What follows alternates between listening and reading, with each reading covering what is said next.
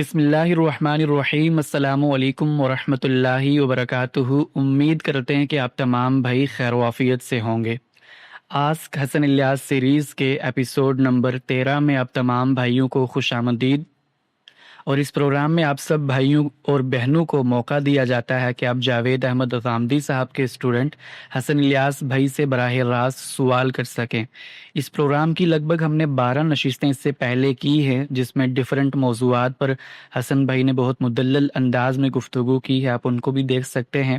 بہرحال آج کی اس پروگرام میں ہمارے ساتھ ہمارے پینل میں ہمیں جوائن کیا ہے حسن بھائی نے۔ سب سے پہلے ہم ان کو ویلکم کرتے ہیں۔ السلام علیکم ورحمۃ اللہ۔ حسن بھائی کیسے ہیں آپ؟ جی وعلیکم السلام، اللہ کا شکر، دعائیں خیر عافیت، امید ہے آپ تمام لوگ سننے والے سب خیر خیریت سے ہوں گے۔ جی الحمدللہ، اللہ کا شکر، بہت شکریہ حسن بھائی ہمیں وقت دینے کے لیے، جزاک اللہ خیرہ۔ حسن بھائی جب تک ہم پبلک کے کوشچن آنسرز لیتے، سب سے پہلے میں ایک سوشل ایشو پر آپ سے رہنمائی لینا چاہوں گا کہ ابھی ریسنٹلی بھی اور اس سے پہلے بھی کافی بہت لمبے عرصے سے ہمارے سب کانٹیننٹ کے اندر خواتین کے حوالے سے ایک ڈفرینٹ پرسپیکٹیو پایا جاتا ہے کہ بہت سے ہمارے جو ٹریڈیشنل ٹائپ کے لوگ ہیں وہ خواتین کو بنیادی حقوق دینے سے بھی انکار کرتے ہیں، اور کبھی کبھار آنر کلنگ کلچر کے بارے میں بھی آپ نے سنا ہوگا، تو اس طرح کے انسیڈنٹس رپورٹ ہوتے ہیں۔ لیکن جو میری جیسے ینگ جنریشن ہے، ینگسٹرز ہیں، وہ اس طرح کے ریسنٹلی کچھ انسیڈنٹ اس طرح سے ہوئے تھے جس سے ہم ایکسپوز ہوئے۔ ابھی ریسنٹلی پاکستان میں ایک مشہور اداکارہ ہیں عمیرہ اصغر کے نام سے، ان کی ڈیتھ ہوئی، اور اس سے پہلے بھی ایک معصوم بچی ثنا یوسف کے نام سے، اس کو صرف اس بنیاد پر قتل کر دیا گیا کہ اس نے ایک لڑکے کی شادی کے انویٹیشن کو ریجیکٹ کیا تھا۔ تو اس طرح کے انسیڈنٹس ہوتے رہتے ہیں۔ یہ انسیڈنٹ تو ایک مسئلہ ہے، لیکن اس سے بڑا مسئلہ ایک اور ہے جس کی طرف میں آپ سے رہنمائی لینا چاہوں گا کہ اس کے اوپر، اس طرح کے انسیڈنٹس پر جب پبلک کا ریئیکشن آتا ہے تو ہم دیکھتے ہیں کہ بہت سے لوگ کامنٹس کے اندر اور بہت سے ویڈیوز کے اندر بھی آ کر اس بنیاد پر اس طرح کے انسیڈنٹس کو، اس طرح کے قتل کو جسٹیفائی کرتے ہیں کہ یہ خواتین تو سوشل میڈیا پر آ کر ویڈیوز بنایا کرتی تھی، یہ تو ٹک ٹاک پر ویڈیوز بناتی تھی، یہ تو انسٹاگرام پر ریلز بنایا کرتی تھی، تو ان کے ساتھ جو ہوا اچھا ہوا۔ اور کچھ لوگ تو آگے بڑھ کے یہ بھی کہہ دیتے ہیں کہ یہ جو قتل کیا گیا ہے یہ باقی خواتین کے لیے عبرت بنے گا کہ وہ سوشل میڈیا پر خود کو آ کر ایکسپوز نہ کریں۔ تو اس کے حوالے سے میں پورا کا پورا اسلام کے حوالے سے جاننا چاہوں گا کہ اسلام اس میں ہماری رہنمائی کیا کرتا ہے، اور اسلام کے حوالے سے بھی بہت سے لوگ اسلام کو بنیاد بنا کر، خصوصاً طالبان کو ہم دیکھ لیں تو وہاں پر خواتین کی ایجوکیشن پر، باقی معاملات کے اندر بھی ان پر ریسٹرکشنز لگائی گئی ہیں۔ تو کیا یہ ساری کی ساری ریسٹرکشنز یا پھر جو پبلک کا رسپانس آتا ہے اس طرح کے انسیڈنٹس پر، تو اس کے حوالے سے اسلام ہمیں کیا ہدایت کرتا ہے؟ جی بہت شکریہ جناب۔ دیکھیے، اس طرح کے جو سانحات ہمارے گرد و پیش میں رونما ہوتے ہیں بہت افسوسناک سانحات ہیں۔ ہر انسان جو اپنے اندر شعور، آگہی اور احساس رکھتا ہے، اس کی روح کانپ جاتی ہے اس طرح کی چیزوں کو دیکھ کر۔ لیکن اگر آپ ٹھنڈے دل و دماغ سے اس کا تجزیہ کریں تو اس کے پس پردہ بڑے گہرے فکری، تاریخی اور نسلی نوعیت کے عوامل ہیں جو پیوست ہیں، اور جب تک ہم انہیں درست نہیں کریں گے، ان پر بات نہیں کریں گے، اس وقت تک ہم کوئی قابل عمل حل کی طرف بھی نہیں بڑھ سکتے۔ ایک پہلو تو بالعموم جو ہمارے یہاں زیر بحث آتا ہے وہ مذہبی تعبیرات کا ہے۔ اس پر ہم بہت گفتگو کرتے ہیں اور بتاتے ہیں کہ دینی تعبیرات کی روشنی میں جو تصور عورت بنا ہے مذہبی آدمی کا، اس کی تصحیح ہونا نہایت ضروری ہے، اور ان تمام نصوص کو بھی زیر بحث لاتے ہیں جن سے غلط استدلالات کیے جاتے ہیں۔ بالخصوص طالبان کے باب نے بتانے کی کوشش کی ہے کہ دین اسلام کی بہت ساری چیزوں کو غلط سمجھا گیا ہے، جس سے جو عورتوں کے بارے میں ایک تصور پیدا ہوا ہے، اس میں آپ ناقصات العقل والدین والی روایت لے لیں یا وقرن فی بیوتکن والی قرآن کی آیت لے لیں، یہ سب آؤٹ آف کانٹیکسٹ رکھ کر مذہبی آدمی کا ایک تصور عورت بنتا ہے۔ دین اسلام اس طرح کی باتیں نہیں کرتا، لیکن اس میں ایک پوری ڈیبیٹ ہے جو مذہب کے دائرے سے الگ ہو کر بھی کرنے کی ضرورت ہے، اور وہ جو ڈیبیٹ ہے وہ انسانیت کا مشترک مرض ہے۔ اس کے اندر کوئی تہذیب، کوئی نسل اس سے بالاتر نہیں ہے۔ کچھ موجودہ دور کے اندر تبدیلیاں واقع ہوئی ہیں عالمی طور پر، کچھ تہذیبی شعور اجاگر ہوا ہے، خود مغرب کے اندر حریت فکر، حریت افکار کی ایک لہر دوڑی، تو اس سے ان میں تبدیلیاں آ گئیں، ورنہ اگر آپ ماضی کا جائزہ لیں، کوئی 100 سال پہلے 200 سال پہلے، تو پوری دنیا میں کم و بیش عورتوں کے بارے میں وہی تصورات تھے جو اس وقت آپ کو اس کے کچھ نظائر شواہد ہمارے بر صغیر میں نظر آ جاتے ہیں۔ علی عباس جلال پوری کی ایک کتاب ہے، انہوں نے دنیا بھر کی تہذیبوں میں، بالخصوص فلسفیوں میں، خود مغربی مفکرین جو عورتوں کے بارے میں رائے رکھتے تھے ان سب کو بھی نقل کر دیا ہے۔ تو اس کو آپ پڑھیں تو آپ کو اندازہ ہو جائے گا کہ یہ پوری دنیا میں اصل میں جو ہمارا بطور انسان کے ایک تصور عورت بنا ہے اس کے اندر کچھ خلا ہے، جس کے پھر نتائج ہیں جو ہماری تہذیب میں نمودار ہوئے۔ اور میں جب اس چیز کا مطالعہ کرتا ہوں تو مجھے یہ بھی محسوس ہوتا ہے کہ یہ اتنا گہرا اثر تھا ہمارے پس منظر میں، تہذیبی اثر خواتین کے بارے میں، کہ پھر یہ اثر لینے کے بعد جب ہم نے دین پر غور و فکر کیا تو وہاں سے بھی وہی تعبیرات کشید کے ہم لائے جو ہمارے اس تصور کی تائید میں کھڑی ہوئی ہوتی ہیں۔ تو اس کے اندر جو پہلا گہرا عنصر ہے وہ مردوں کا دنیا کے اندر ڈومینیٹ کرنا ہے، اس کے نتیجے میں ایک پدر شاہی معاشرہ وجود پذیر ہوتا ہے۔ یہ بات ہم جانتے ہیں کہ مرد کو اپنی خلقت کے اعتبار سے جسمانی قوت اور صلاحیت زیادہ دے کر بھیجا ہے بنسبت عورت کے۔ یعنی یہ کوئی میں ڈسکرمنیشن کی بات نہیں کر رہا کہ اس پہ تحفظ نسواں کے لوگ آ کر کہیں کہ یہ میں نے کوئی ان کی حق تلفی کر دی، یہ حقیقت واقعہ ہے۔ دنیا کے اندر مرد آگے بڑھا ہے، مرد نے ہمت حوصلہ دکھایا ہے، مرد نے روزی روٹی کمائی ہے، مرد جنگوں میں نکلا ہے، مرد نے حکمرانی کی ہے۔ اس کا ایک نتیجہ ہے جو عقلاً مرتب ہوا، اور وہ نتیجہ یہ تھا کہ مرد ہی اصل میں دنیا میں اصل مخلوق ہیں۔ باقی جس طریقے سے جانور یہاں پر موجود ہیں، جس طریقے سے نباتات یہاں پہ موجود ہیں، ایسی ہی ایک صنف ان سے ذرا ممتاز ہماری خدمت کے لیے اللہ نے بنا دی جو کہ عورتیں ہیں۔ تو مردوں کا صدیوں تک یہ تصور رہا، اور اگر آپ خالصتاً عقل کی بنیاد پر اس چیز کا تجزیہ کریں تو اس تصور کو توڑنا آسان کام نہیں ہے، اس لیے کہ افادیت کے اعتبار سے یا مشاہدے کے اعتبار سے کوئی ایک نسل، کوئی ایک جنس اپنے تفوق یا برتری کا کوئی مقدمہ لا کر دنیا میں پیش کر سکتی ہے۔ یہ در حقیقت مذہب ہے کہ جس نے آ کر انسانوں کو یہ بتایا ہے کہ دنیا کے اندر تمہارے قوت میں، تمہاری صلاحیتوں میں یہ جو کمی بیشی اور اختلاف رکھ دیا گیا ہے، یہ ایک غرض سے ہے، یہ ایک مقصد سے ہے۔ اس کی بنیاد پر تم اپنے تفوق، اپنی برتری اور اپنے آگے بڑھنے کے جذبے کو تسکین مت پہنچاؤ اور دوسرے کو حقیر مت سمجھو۔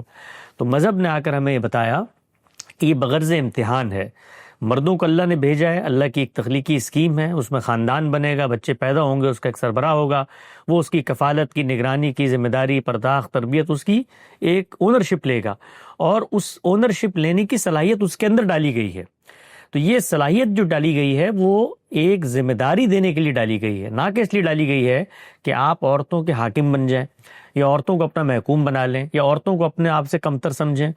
تو انسانوں نے ہزاروں سال تک اپنے اس عقلی نتیجے کو سامنے رکھ کر اپنے آپ کو بطور مرد عورت سے برتر مخلوق سمجھا ہے۔ جس وقت آپ اس تصور کو مان لیں گے تو نتیجے کے اعتبار سے وہ ساری چیزیں پیدا ہونی شروع ہو جائیں گی جو ہمارے معاشروں میں پیدا ہوئی ہیں۔ مثال کے طور پر اب آپ ہیں اصل میں آنر کی علامت، آپ ہیں معاشرے کی عزت، آپ ہیں وقت کے حکمران، تو اب آپ کی عزت سے ہر چیز واجب ہے، پیوستہ ہے۔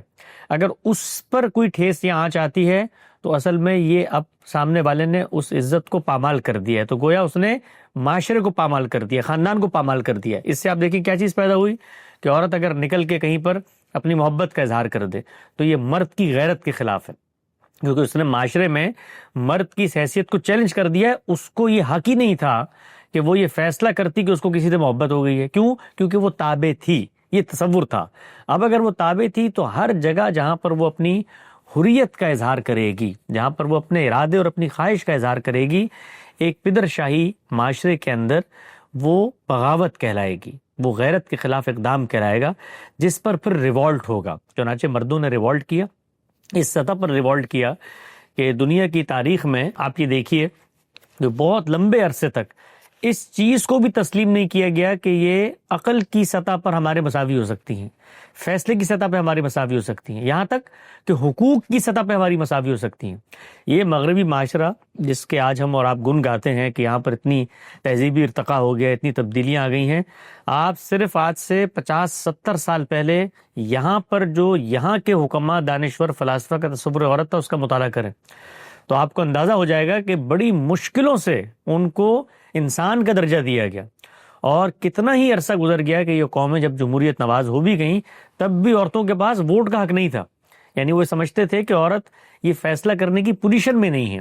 تو یہ انسانیت کا مشترک مرض ہے، اور اس مرض کو کچھ چیزیں جلا بخشتی ہیں۔ اگر شعور، تعلیم، آگہی کی کمی ہو تو یہ مرض جو ہے یہ پھر نسلوں میں پیوستہ ہو کے اس کے ظہور آپ کو معاشرے میں نظر آتے ہیں۔ اسی طریقے سے قانون کی حکمرانی اگر نہ ہو تو ایسے معاشروں میں لوگ پھر اپنی غیرت کا بے لاگ اظہار کرتے ہیں، تو اس سے وہ جرائم وجود میں آتے ہیں جن کا آپ نے ذکر کیا۔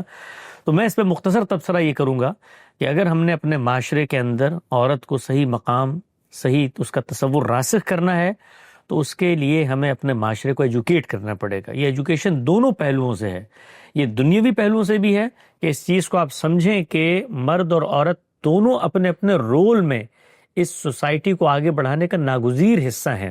یہ نہیں ہو سکتا کہ مرد اپنی محض قدرت اور طاقت کے ذریعے دنیا کو رول کر لے، اس کو ایک عورت چاہیے ہے، اس نے اپنی نسل پیدا کرنی ہے، انسانیت کی بقا اس پر مشتمل ہے۔ وہ عورت گھر پہ رکتی ہے، بچوں کی تربیت کرتی ہے، احساسات کا پیکر بن کے اپنے آپ کو ان سے وابستہ کر لیتی ہے، اسی سے دنیا آگے چلتی ہے۔ تو یہ دونوں کے جو رول میں تبدیلیاں کی گئی ہیں، اس تبدیلی کو ایک سماج کا حصہ ہم سمجھیں، نہ کہ اس کو اپنا فخر اور اپنی برتری سمجھنا شروع کر دیں۔ جب ہم یہ سمجھیں گے تو پھر عورت کمتر مخلوق ہوگی، جہاں پر وہ آزادانہ فیصلہ کرے گی ہم اس کو غیرت کے نام پر مارنے کی کوشش کریں گے۔ یہ پہلی چیز ہے۔ دوسری چیز یہ ہے کہ دین جو ہے، اللہ تعالیٰ نے ہمیں دنیا میں بھیجنے کے بعد ہمارا ہاتھ چھوڑ نہیں دیا، ہمیں پہلے دن سے یہ بتایا ہے کہ دنیا میں تم نے قائم بالقسط کیسے رہنا ہے، انصاف کیسے کرنا ہے۔ تو دین نے دنیا کو یہ روشنی دی ہے کہ عورتوں کے معاملات میں خدا سے ڈرو، عورتیں جتنی قربانی دیتی ہیں، جتنی ان کی کنٹریبیوشن ہے، اس کے لحاظ سے ان کے ساتھ معاملہ ہونا چاہیے۔ اور اللہ نے یہ بھی بتا دیا ہے کہ یہ تصور تم مت رکھو کہ دنیا کے اندر تمہیں اگر کوئی برتری حاصل ہے، تم اس وقت مثال کے طور پر بریڈ ونر ہو، تو آخرت میں بھی یہی معاملہ ہوگا۔ ہم تمہیں بتانا چاہتے ہیں کہ دنیا میں تمہیں ایک اختیار دے کر بھیجا گیا اس لیے کہ تمہارا آگے حساب و کتاب ہوگا۔ تو جیسے تمہارا حساب و کتاب ہوگا ایسے ہی خواتین کا حساب و کتاب، دونوں معرض امتحان میں ہیں، تو دونوں کا برابر نتیجہ مرتب ہوگا، اور دونوں برابر اس جنت کے ابدی شہریت کی حیثیت سے مستحق ہوں گے، منتخب ہوں گے۔ تو اس چیز کو پیش نظر رکھو کہ برتری بغرض امتحان ہے۔ تو اگر ہم اپنے معاشرے میں دین کی ہدایات کی صحیح روشنی روشناس کرائیں گے اور لوگوں میں یہ جو فرسودہ نظام اور فرسودہ نظریات پہلے سے رائج ہیں ان کی تصحیح کریں گے، ایجوکیٹ کریں گے، اور پھر آگے بڑھ کے برابر سطح پہ قانون سازی بھی ہونی چاہیے۔ اور قانون کا جو روب ہوتا ہے، قانون کا جو خوف ہوتا ہے، وہ انسانوں کو آمادہ کرتا ہے خود تصحیح فکر کے لیے، غور و فکر کے لیے۔ تو یہ بھی ہونا چاہیے ہمارے، چونکہ برصغیر کی سوسائٹیز میں خود عدم استحکام ہے، سیاسی سطح پہ، معاشی سطح پہ، معاشرتی سطح پہ، تو اس سے قانون روبہ عمل نہیں ہوتا۔ ورنہ آپ دیکھیے کہ اس طرح کے کوئی 5-10 مجرمین کو عبرتناک آپ سزائیں دیں تو معاشرے پہ اس کا ایک اثر پیدا ہوتا۔ تو ہمارے یہاں وہ قانون ہی نہیں ہوتا، مقدمات ہی نہیں چلتے، اور جو مقدمات کرنے والے ہوتے ہیں، خود ریاست ہوتی ہے اس طرح کے معاملوں میں، وہ نقاب پوشی کر لیتی ہے۔ تو ہر سطح پر معاشرے میں جب کوئی برائی اس درجے کی پیدا ہو جائے تو جتنے سیگمنٹس ہوتے ہیں سوسائٹی کے، ان کو اپنا رول پلے کرنا ہوتا ہے۔ علماء کا بہت اہم رول ہے اس میں، یعنی علماء کا جو پرابلم پیدا ہوا وہ یہ کہ خود اس تہذیبی معاشرت میں پیدا ہونے کے بعد انہوں نے جو دینی نصوص کو نتھی کر دیا ان غیرت کی چیزوں سے، اس سے اب سوسائٹی اگر کوئی کام کرنا بھی چاہتی ہے تو وہ آگے سے علماء کھڑے ہو جاتے ہیں کہ تم بھی دین کے خلاف کام کر رہے ہو۔ تو اس سے اور مسائل پیدا ہوتے ہیں۔ تو علماء کی ذمہ داری ہے کہ وہ آگے بڑھیں، اس پہ غور و فکر کریں۔ مذہبی نصوص کی تو ری انٹرپریٹیشن ہوگی قیامت تک، اس کے لیے وہ آمادہ رہیں کہ ان کی فکر کو، اس کی تصحیح بھی ہوگی، لوگ اس کو انٹرپریٹ بھی کریں گے، اس پر تنقید بھی کریں گے، لیکن اس پر بھی غور کریں کہ بسا اوقات ہمارے کلچرل بائسز، ہماری مذہبی تعبیرات پر اثر انداز ہونا شروع ہو جاتے ہیں۔ آپ یہ دیکھیے کہ دلی کی اشرافیہ میں آنکھ کھولنے والے جو علماء ہیں ان کا تصور عورت دیکھیں، اور پنجاب کے معاشروں میں جہاں پر دیہات میں عورت مرد برابر کام کر رہے ہوتے ہیں ان کا تصور عورت اور تصور پردہ دیکھیں، آپ کو زمین آسمان کا فرق نظر آئے گا۔ یہی معاملہ آپ مدینے کے اندر دیکھ لیں، یعنی خود رسالت مآب صلی اللہ علیہ وسلم جس معاشرے میں تشریف لائے ہیں وہ ایک زرعی معاشرہ ہے، ایک قبائلی معاشرہ ہے۔ تو وہاں پر عورت مرد کی یہ تفریق ہے ہی نہیں جو شہری تمدن نے یا اشرافیہ نے پیدا کر دی ہے کہ آپ کے خلوت خانے ہیں اور اس کے بعد ان کے الگ جگہ بنی ہوئی ہیں اور وہ عورتیں آ نہیں سکتی، پالکی میں بیٹھیں گی، وہاں پتھر رکھ دیں گے، وزن محسوس نہ ہو، پھر ان کی خوبصورتی سے مقامی لوگوں کو دور رکھنا، یہ سارے معاملات وہاں نہیں تھے جو یہ برصغیر کی تہذیب میں آ کر پیدا ہوئے۔ تو وہاں مدینے میں آپ دیکھیے بے تکلف عورتیں جو ہیں وہ سفر بھی کرتی ہیں، وہ اونٹوں پہ بھی بیٹھی ہوئی ہیں، وہ فصلیں بھی کاٹ رہی ہیں، وہ سارے کام کر رہی ہیں، معاشرے میں شانہ بشانہ کھڑی ہوئی ہیں۔ لیکن جیسے ہی برصغیر کی طرف معاملہ آتا ہے تو چونکہ تہذیب کے اندر وہ مسائل ہیں، اور برصغیر کی تہذیب میں ایک اور بڑا مسئلہ ہے کہ یہ الہامی روایت سے بڑے لمبے عرصے سے دور ہے، تو ان کے ہاں جو عورتوں کے بارے میں تصور بالخصوص ہندو میتھولوجی میں بنا ہے، مسلمانوں نے بھی اس کے اثرات لیے ہیں اور اس کی روشنی میں پھر مذہبی تعبیرات کو ایڈجسٹ کرنے کی کوشش کی ہے۔ تو ایک لمبا کام ہے، ہمیں جہتی کے ساتھ ہمیں یہ کرنے کی کوشش کرنی چاہیے، یہ ایک دن میں ٹھیک نہیں ہو سکتا۔ جی بہت شکریہ حسن بھائی، بہت اچھے سے آپ نے تفصیل سے بتایا کہ اس طرح کی پرابلمس کو ہم اپنی سوسائٹی کے اندر کس طرح سے سالو کر سکتے ہیں۔ حسن بھائی اب ون بائی ون ہم پبلک کے کوشچن آنسر کی طرف چلتے ہیں۔ سب سے پہلے ہمیں یہاں پر جوائن کیا ہے فکر امام کے نام سے ایک بھائی نے، تو وہ کائنڈلی اپنا مائک انمیوٹ کر کے حسن بھائی سے سوال کر سکتے ہیں۔ السلام علیکم۔ وعلیکم السلام۔ جی آپ کا ایک ویڈیو تھا جو اس میں کہا گیا تھا کہ میں اللہ تعالیٰ سے کیوں محبت کروں، اس کا ویڈیو کا ٹائٹل تھا، اور آپ نے اس ویڈیو میں جواب دیا کہ ایک ماں اپنی بچوں کو جو سویرے بتاتا ہے تو اس کے لیے زحمت دیتا ہے اپنے بچوں کو تاکہ اس کے بچے کا آئندہ اچھا ہو۔ یعنی میرا سوال یہ تھا کہ کاؤنٹر آرگیومنٹ یہ تھا کہ اس کیس میں آپ کی مثال میں تو ماں تو مجبور تھی کہ وہ ایسا کرے، وہ تو مجبور ہیں کہ وہ اپنے بیٹے کو اس مشقت میں ڈالیں، لیکن اللہ تعالیٰ تو مجبور نہیں ہے، تو اس کا آپ یہ کیسے جواب دیں گے؟ جی ہمارے ہاں دیکھیے بڑا مسئلہ یہ ہوتا ہے کہ جس وقت کسی چیز کو تمثیل سے سمجھایا جاتا ہے تو مثالوں سے منطقی قضیے برآمد کر کے لوگ اس پر اعتراضات سوالات شروع کر دیتے ہیں۔ خدا تعالیٰ نے خود اپنا تعارف آپ دیکھیے، بائبل کو پڑھیں، ہر جگہ پر ایک پوری تمثیل اختیار کر لیے باپ خداوند کی۔ اب باپ خداوند کہنے کی کیا ضرورت ہے، کیونکہ باپ اور خدا تو بالکل دو الگ الگ چیزیں ہیں۔ جس طرح آپ نے فرمایا کہ باپ تو مجبور ہوتا ہے اور خدا تو مجبور نہیں ہے، تو کیا یہاں پر جب تمثیل دی جا رہی ہوتی ہے، مشابہت دی جا رہی ہوتی ہے، وہ اس پہلو سے دی جا رہی ہوتی ہے کہ دونوں کی قدرت کا بیان ہو کہ جیسے باپ ہے ایسے خدا ہے؟ نہیں، وہاں بیان کرنا یہ مقصود ہوتا ہے کہ جس طرح سے باپ ایک چھوٹی سطح پر تمہارا پالن ہار ہے، تمہیں پالتا ہے، تمہاری نگرانی کرتا ہے، تمہارے ساتھ معاملات کرتا ہے، اور بعض ایسی چیزیں جو تمہیں بظاہر اعتراض کے قابل لگ رہی ہوتی ہیں، لیکن جب کانسیکوینسز تمہارے سامنے آتے ہیں تو تم ان کو اپریشیٹ کرنے لگ جاتے ہو۔ تو اس پس منظر میں یہ مثالیں دی جا رہی ہوتی ہیں۔ اس میں یہ مراد نہیں ہوتی کہ اب میں نے کہا کہ مثال کے طور پہ ماں سے محبت کیوں کرتے ہو، تو اب ماں کے ساتھ جو ہمارے محبت، احساسات، جذبات، ماں کی ذمہ داری، منصب، وہ ہے، وہ سب کے سب خدا کے اوپر جا کے ڈال دیں۔ خدا خدا ہے، ماں ماں ہے۔ ماں کو خدا نے وجود پذیر کیا، اس کو کچھ ذمہ داریاں دی ہیں۔ جو چیز بتانی مقصود تھی وہ یہ کہ صرف ظاہر کے ابتلا اور آزمائش کو دیکھ کر آپ بڑے فیصلے نہیں کرتے، ہم نہیں کرتے اپنی زندگی میں۔ اس میں ماں کی میں نے مثال دی کہ بہت سارے ایسے فیصلے ہوتے ہیں جس میں ہمیں لگ رہا ہوتا ہے کہ غلطی ہے یا ہم پر جبر ہو رہا ہے یا زبردستی ہو رہا ہے، لیکن کانسیکوینسز بتاتے ہیں کہ نہیں، تو ہم ان ابتلا کو بعد میں اپنے لیے سرشاری کا باعث سمجھتے ہیں۔ اب یہ بات یہاں ختم ہو گئی۔ یہ جو آپ کا سوال ہے، اگر خدا نے یہ سارے کام آپ سے پوچھ کر کرنے ہوتے تو پھر آپ خدا ہوتے نا، پھر وہ مخلوق ہوتا، کیونکہ آپ کے اذن سے اس نے سارے کام کرنے، پھر خدا خدا نہ رہتا۔ خدا تو بنتا تب خدا ہے کہ جب وہ کسی کے ساتھ سبارڈینیٹ کی حیثیت میں مشورہ کر کے کسی کی تائید سے، کسی کی یاد سے یہ کام نہیں کر رہا ہوتا۔ وہ خدا ہے اور میں مخلوق ہوں۔ میں مخلوق ہوں، یہ میرا وجود اس کی گواہی دیتا ہے، کیونکہ میں پیدا ہوتا ہوں، میرا مشاہدہ ہوتا ہے پیدائش کا، خلق کا۔ اب سوال یہ ہے کہ میں دنیا میں آ گیا، آنے کے بعد مجھے اعتراض پیدا ہوا ہے کہ مجھے نہیں آنا چاہیے تھا، جس نے مجھے بھیجا ہے میں اس امتحان میں شریک نہیں ہونا چاہتا۔ تو آپ سے میں پوچھتا ہوں پلٹ کے کہ آپ کو کس دن خدا نے ہاتھ پکڑ کے اس دنیا میں رہنے پہ مجبور کیا؟ آپ چلے جائیں اس دنیا سے، کیوں نہیں جاتے؟ یعنی آپ کے جی جی جواب دیجیے. اس کی کیا گارنٹی ہے کہ خدا مجھے عذاب نہیں کرے گا؟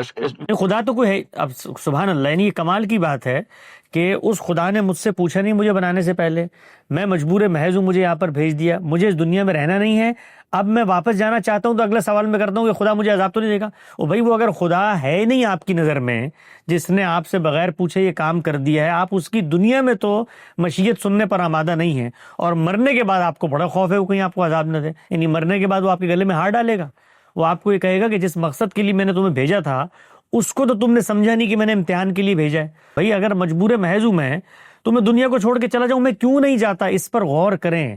میری فطرت آمادہ ہے اس دنیا میں مجھے رہنے پر، یہ رشتے مجھے پکار پکار کے کہتے ہیں کہ اس دنیا میں رہو، میرا وجود اس کی گواہی دیتا ہے کہ میں دنیا کے اسٹیج سے ایک لمحے کے لیے الگ نہیں ہونا چاہتا. 90 سال کے بوڑھے میں نے دیکھے ہیں، قبر میں ٹانگیں ہوتی ہیں، ڈرپیں چڑی ہوئی ہوتی ہیں، ان سے پوچھو مرنا چاہتا نہیں؟ مرنا نہیں چاہتا.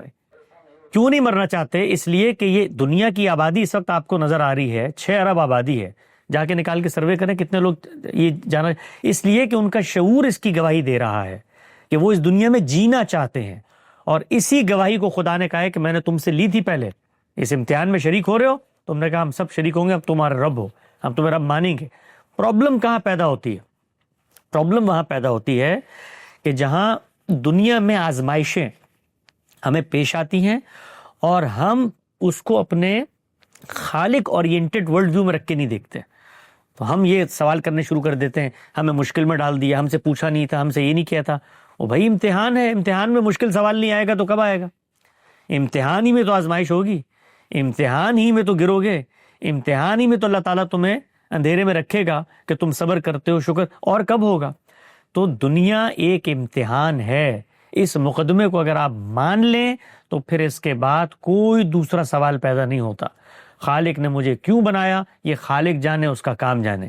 میرے اندر یہ ہمت ہوگی قیامت میں تو میں خالق سے پوچھ لوں گا، وہ طاقتور ہستی ہے، اس نے جواب دینا ہوگا جواب دے گا، نہیں دینا ہوگا نہیں دے گا. میرا مسئلہ میں ہوں.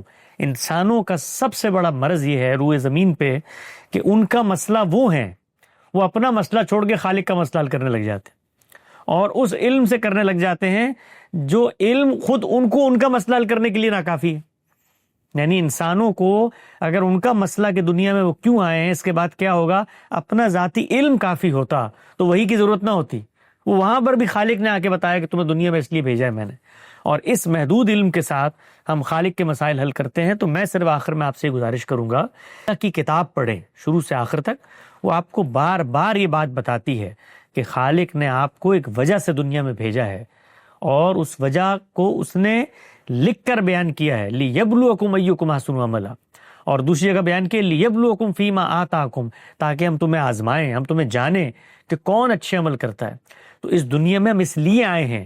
اگر ہم اس لیے آئے ہیں تو یہ سوال irrelevant سوال ہے کہ امتحان میں بھیجنے سے پہلے مجھ سے ہو گیا نا، میں بھائی میں ہوں، اس وقت ڈبویا مجھ کو ہونے نے، نہ ہوتا میں تو کیا ہوتا، میں ہوں نا. ہونا سب سے بڑی حقیقت ہے. تو اس حقیقت کو مان کر مسئلہ حل کرنا ہے ہم نے. ہم اگر اس جگہ پر جانا چاہتے ہیں کہ خالق نے غلط فیصلہ کیا ہے تو پھر ریورس کریں خالق کے فیصلے کو. اس کا رستہ آپ کے پاس موجود ہے، لیکن آپ سمیت ہر آدمی ڈرتا ہے کیونکہ موت کا خوف ہے اس کے دل میں. یہ جو آپ نے بار بار کہا نا پھر خالق مجھے عذاب تو نہیں دے گا، یہ آپ کی فطرت پکار کے کہہ رہی ہے کہ آپ غلط کام کر رہے ہیں، اس لیے خالق آپ سے اس کے بارے میں پوچھے گا. جی بہت شکریہ حسن بھائی، جزاک اللہ خیرہ. فکر امام بھائی ہم آپ سے اجازت لینا حسن بھائی نیکسٹ کالر ہمارے ساتھ شعیب بھائی، وہ اپنا مائک انمیوٹ کر کے حسن بھائی سے سوال کر سکتے ہیں. السلام علیکم حسن صاحب، کیسا؟ وعلیکم السلام، دعائیں جی خیریت. اچھا، تو حسن بھائی میں یہ جاننا چاہتا ہوں کہ کیا اس چیز کا امکان موجود ہے کہ جو جہنم ہے وہ انٹرنل نہیں ہوگی، یعنی اللہ اگر چاہے تو اس کو ختم کرتا ہے؟ اللہ تعالیٰ نے قرآن مجید کے اندر جو بات بیان کی ہے اس کو پڑھ کر امکان کی حد تک اس چیز کو تسلیم کیا جا سکتا ہے کہ اللہ جہنم کا خاتمہ کر سکتے ہیں. سورہ ہود کے اندر اللہ تعالیٰ نے یہ بتایا ہے، جہاں جنت اور جہنم کا موازنہ کر کے بتایا ہے، تو جنت کو عطان غیر مجزوز قرار دیا ہے، اور جب جہنم کی بات کی ہے تو اس کے بعد فرمایا فعال لما یرید، اللہ جو چاہتا ہے کر گزرتا ہے. تو دونوں کے اس تقابل سے ایک امکان اللہ تعالیٰ نے یہ بتا دیا کہ جو دوزخ ہے، جہنم ہے، یہ اس کی وعید ہے اور جنت اس کا وعدہ ہے. تو وعدہ تو لازماً پورا ہوگا، بعید کے بارے میں یہ خالق کا انتخاب ہے کہ وہ ایک دن اس کو ختم کرنا چاہے تو ختم کر سکتا ہے، تاہم یہ اس نے بتا دیا کہ ان اللہ لا یخلف المیعاد، میں اپنے وعدوں کی خلاف ورزی نہیں کرتا۔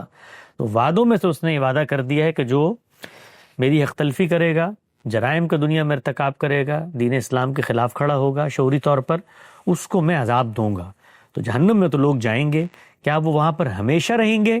اس کو سورہ ہود نے بیان کیا ہے ایک امکان کی صورت میں کہ اللہ چاہے گا تو وہ کر گزرے گا جو اس کا ارادہ ہو۔ جی بہت شکریہ حسن بھائی۔ شعیب بھائی ہم آپ سے اجازت لینا چاہیں گے، نیکسٹ کالر ہمارے ساتھ شمس سلیمان بھائی، وہ اپنا مائک انمیوٹ کر کے حسن بھائی سے سوال کر سکتے ہیں۔ السلام علیکم حسن بھائی، السلام۔ پوچھنا تھا کہ میزان کے 2009 کے جو ایڈیشن ہے اس میں غامدی صاحب نے مہدی کا مصداق سیدنا عمر بن عبدالعزیز کو کہا ہے، لیکن پھر بعد کے ایڈیشن میں سیدنا معاویہ کو کہا ہے، تو اس کے پیچھے جو تبدیلی ہوئی ہے اگر اس کو آپ مختصر طور پر بتا دیں اس کا استدلال، یا اگر کہیں غامدی صاحب نے کسی سیریز میں بات بتائی ہے تو اس کا حوالہ دے دیں، شکریہ۔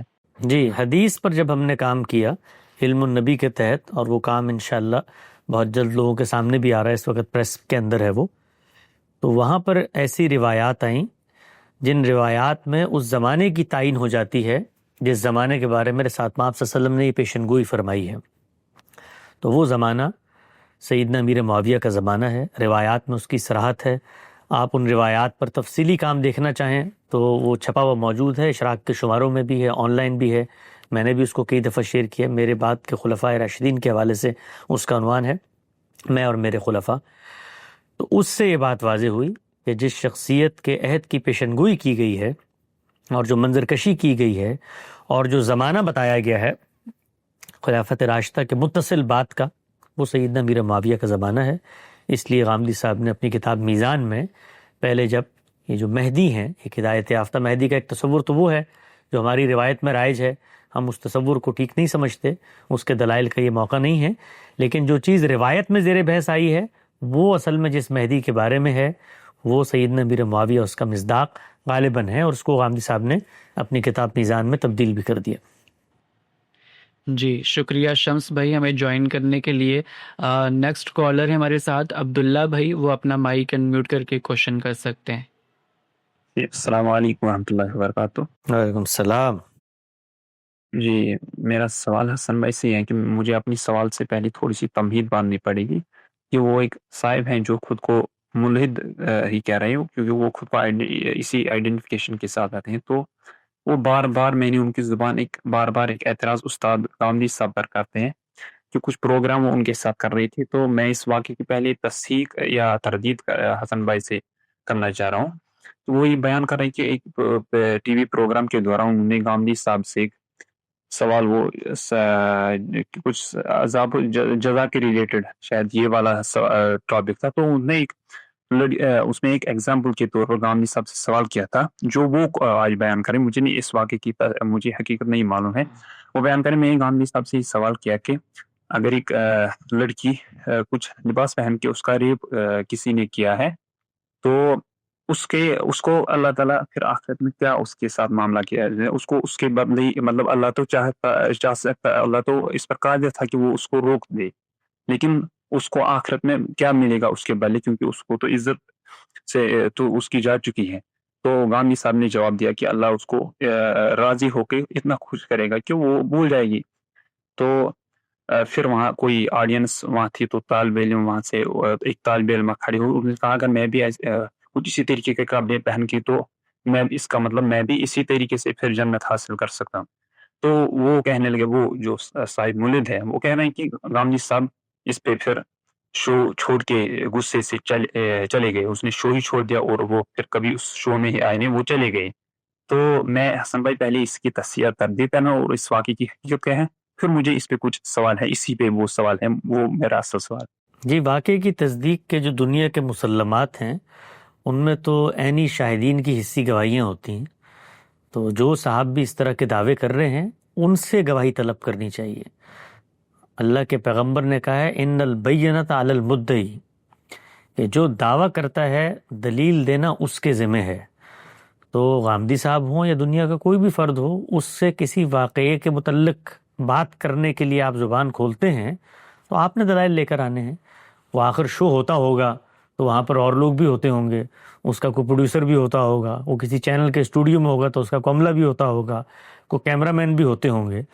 تو اگر کوئی شخص کہتا ہے کہ غامدی صاحب نے کسی موقع پر ان سے جواب نہیں بن پڑا اور انہوں نے چیزوں کو اٹھا کے پھینکا اور وہاں سے وہ نکل کے چلے گئے, اگرچہ سند کے لحاظ سے یہ بات ثقہ راوی بھی ثابت کر دیں تب بھی درایت کے لحاظ سے ناقابل قبول ہے, کیونکہ جن غامدی صاحب کو دنیا جانتی ہے انہوں نے کبھی زندگی میں اس طرح کا رویہ اپنایا ہو تو اس کے لیے کوئی نظائر و شواہد پیش کرنے پڑیں گے. لیکن اگر کوئی اپنے آپ کو رسوا کرنے کے لیے اس طرح کی چیزیں بیان کرتا ہے تو وہ شواہد لے کر آئے, بیان لے کر آئے کہ فلاں آدمی یہ ہے اور وہ ہے. اور دوسری بات یہ ہے کہ آپ ایک استدلال پیش کر رہے ہیں کہ بھئی میرا ایک سوال ہے اس پر مجھے یہ جواب, تو استدلال پہ بات کریں نا. اس استدلال میں رنگ بھرنے کے لیے یہ جو کہانیاں سنائی جاتی ہیں, میں بھی اس کہانی کو اس قابل بھی نہیں سمجھتا کہ اس کی تردید کروں, لیکن صرف ایک منٹ کے لیے بتانا چاہتا ہوں کہ کہانی جوڑی کیوں جاتی ہے. بھئی استدلال پہ آپ بات کریں. جس طرح آپ نے سوال پوچھا کہ کسی بچی کے ساتھ ریپ ہوگا تو غامدی صاحب نے اس کا جواب دیا, دوسرے شخص نے سوال کیا, تو یہ استدلال کیا ہے؟ یعنی اس پر آپ دین کا کوئی نقطہ نظر جاننا چاہتے ہیں تو اس پہ پوچھیں, بات کریں. یہ جو تصویر کھینچی جاتی ہے کہ اس کے بعد جواب نہیں تھا, اس کے بعد شکست ہو گئی اور فلاں اٹھ کے چلا گیا اور یہ ہو گیا, یہ اصل میں یہ بتاتا ہے کہ علمی طور پر تبادلہ خیال زیر بحث نہیں ہے, فتح و شکست زیر بحث ہے. تو آپ فتح و شکست کے اس رویے میں بتاتے ہیں کہ فلاں آدمی جیت گیا. میں تو سیدھی سی بات کرتا ہوں, اگر آپ مجھ سے سوالات پوچھیں, ابھی استدلال جو ان کا اصل سوال ہے وہ آپ اپنا سوال بنا کر مجھ سے پوچھیں, مجھے اس کا جواب نہیں آئے گا تو میں کہوں گا بھی میں اللہ کی کتاب میں آگے غور و فکر کرتا ہوں, مجھے کیا ضرورت ہے. مطلب میں کیوں اٹھ کے جاؤں؟ میں اگر خالق کے مقدمے کو درست سمجھتا ہوں تو اس کو درست سمجھ کے بیان کروں گا, اور جس وقت مجھے اس میں کوئی خلا یا جھول نظر آئے گا تو اپنے اوپر غور و فکر کروں گا, آپ کی بات غور و فکر سے سنوں گا, جا کے استدلال کا دوبارہ جائزہ لوں گا اور پھر دوبارہ آ جاؤں گا اپنی بات کرنے کے لیے. تو یہ اس طرح کی چیزیں جو ہیں یہ تاریخ کے کوڑا دان میں ڈالنے کے لیے پیدا کی جاتی ہیں. لوگ اس طرح کے قصے کہانیاں بیٹھ کے گڑھتے ہیں, اور انسانوں کا معاملہ یہ ہے کہ وہ ملحدین ہوں تو ان کی اخلاقیات تو کیا ہوں گی, خود دینی اخلاقیات کو ماننے والے لوگ رسول اللہ کے نام پر اس طرح کی چیزیں گڑھ کے لے آتے ہیں. تو یہ انسانیت کا مشترک مرض ہے, یہ صدیوں سے چلا آ رہا ہے. تو اس کو تو میں ناقابل تبصرہ سمجھتا ہوں. استدلال جو زیر بحث ہے وہ آپ متعین سوال کی صورت میں میرے سامنے رکھیں, میں جو میرے علم میں بات ہوگی میں اس کا جواب دے دوں گا. جی حسن بھائی, مجھے اصل میں نا اس پہ اب اپنی نصیحت کے لیے ایک سوال ہے, وہ یہ ہے کہ مجھے وہ تو خیر وہ کامنٹ کر رہے ہیں کہ وہی اس کا پروگرام کے ہوسٹ تھے, ان کی کچھ وہاں سے نکالا گیا, مجھے نہیں پتا. خیر مجھے اس پہ سوال ہے حسن بھائی کہ ہم دین کے اعتبار سے کس حد تک کسی کی بات ہمیں سننی چاہیے یا اس کو کس حد تک ہمیں برداشت کرنا چاہیے, کہ اگر وہ اسی طریقے سے کچھ مطلب چاہے اللہ کے خلاف وہ ایسی باتیں کرتے یا اللہ کے پیغمبر علیہ السلام کے مبارک ان پاک ہستیوں کے بارے میں ایسا کچھ, کس حد تک ہمیں کسی کی بات سننی چاہیے اور کہاں تک ہمیں دین پھر جہاں سے ہم نے دین رکاوٹ کرتا ہے کہ بس اب وہاں سے اٹھے بہتر ہے, کہ اس حد تک ہمیں دین کس کا ہے؟ اللہ کا. وہ جس اللہ کا دین ہے, جس حد تک اس نے بات سننے کی اجازت دی ہے اپنے آپ کو, اسی حد تک اس کے ماننے والے بھی گزریں گے. یعنی اللہ اگر فوراً آ کر ایسے لوگوں کو نہیں پکڑتا تو اس کا مطلب یہ ہے نا کہ اس نے مہلت دی ہے دنیا میں ایسے لوگوں کو. تو جس کا دین ہے اس نے اتنی مہلت کہ اس کے تو اس دین کو ماننے والے ہیں نا, ہم اس رب سے زیادہ آگے بڑھ کے اس کے دین کے لیے ان سے مہلت کیسے چھین سکتے ہیں؟ بھئی تصویب یا تائید تو خدا سے لانی پڑے گی نا, اس کے دین کی محافظت ہو رہی ہے, اس کے دین کے لیے غیرت کھا رہے ہیں. تو جس کا اپنا دین ہے اس نے تو مہلت دی ہے قیامت تک, اور میں اس کے دین کے لیے اس کے رویے سے آگے بڑھ کر اس مہلت کا خاتمہ کر دوں تو میں اصل میں کچھ نہیں کر رہا سوائے اس کے دین کے خلاف جانے کے. تو ایسے لوگوں کو اللہ نے مہلت دی ہوئی ہے زمین پہ کہ تمہارے پاس مہلت ہے, جتنا گند پھیلا سکتے ہو پھیلاؤ, اور ہم نے تمہاری رسی کو ڈھیلا کر دیا ہے اور پھیلاؤ. اور جب تم پھیلانے کے لیے نکلتے ہو ہم شیطان اور مسلط کر دیتے تاکہ اور پھیلاؤ, اتنا پھیلاؤ کہ پھر تمہارے پاس پیش کرنے کو کوئی عذر باقی نہ رہے. تو یہ کام ہے جو اللہ نے کیا ہے. انفرادی سطح پہ مجھے یہ کام کرنا ہے, معاشرے کی سطح پر, نظم کی سطح پر, ریاست کی سطح پر پھر دین کی طرف جاؤں گا اور دیکھوں گا کہ اس نے کوئی ہدایت دی ہے تو وہاں پر اس نے مجھے ہدایت دی ہے کہ کوئی شخص علمی اختلاف رکھتا ہے الگ چیز ہے, کوئی شخص گالی دیتا ہے, بد زبانی کرتا ہے, لوگوں کے احساسات مجروح کرتا ہے, تو یہ فساد کا ارتکاب ہے. اور فساد کی انٹینشن, فساد کی انٹینسٹی اس کو دیکھ کر نظم اجتماعی فیصلہ کرے گا. لہٰذا ہم یہ کہتے ہیں، غامدی صاحب نے اپنا ایک آرٹیکل ہے توہین رسالت کی سزا کے عنوان سے، اس میں لکھا ہے کہ اس طرح کے لوگ اگر شوریدہ سر ہو جائیں اور بار بار بھی ان کو توجہ دلائی جائے، نظام توجہ دلائے، وہ نہ مانیں، تو فساد کی سزاؤں کا اطلاق کرنے کا خدا نے ہمیں اجازت دی ہے. لیکن یہ اختلاف رائے پہ نہیں ہوگا، یہ اس وقت ہوگا جب پوٹینشلی فساد وجود پذیر ہو جائے گا. جی بہت شکریہ حسن بھائی. عبداللہ بھائی ہم آپ سے اجازت لینا چاہیں گے، جزاک اللہ خیرہ جوائن کرنے کے لیے. نیکسٹ کالر ہمارے ساتھ عمیر ہاشمی بھائی، وہ اپنا مائک انمیوٹ کر کے حسن بھائی سے سوال کر سکتے ہیں. السلام علیکم.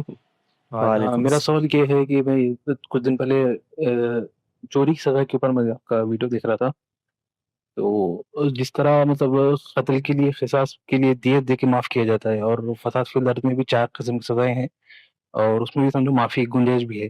لیکن چوری کی سزا کے لیے سمجھو کچھ بھی ایسے گنجائش ہے یا نہیں ہے اس کے اندر، وہ مجھے سمجھ میں نہیں ہے اس کے اندر. نہیں، چوری کی جو سزا ہے وہ سزا ان لوگوں کو ملے گی جن کے ہاں کچھ کریکٹرسٹکس پائے جاتے ہیں. پہلا یہ ہے کہ وہ چوری کو بطور صفت اپنا چکے ہوں، یعنی وہ چور کہلانے کے مستحق ہوں. قرآن مجید نے جو صیغے استعمال کی ہیں وہ ان لوگوں کے لیے استعمال ہوتے ہیں جن میں وہ چیز کامل درجے میں پائی جائے. کسی شخص نے گزرتے ہوئے کسی کھیت سے گنا توڑ کے کھا لیا کسی کا، تو اب اس کو چور نہیں کہیں گے ہم، آپ کہیں گے آپ نے ایک غلط کام کا ارتکاب کیا. چور چور ہوتا ہے، یعنی وہ جس نے چوری کو پیشہ بنا لیا ہے. پہلی چیز، چوری کا عمل بترجہ اتم پایا جائے.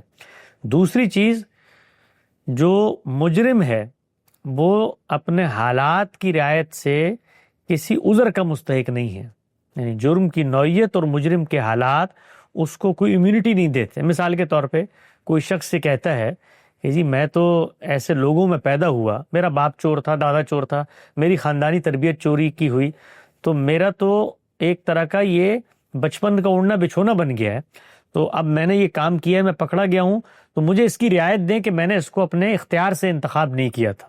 یہ اس کے حالات ہیں.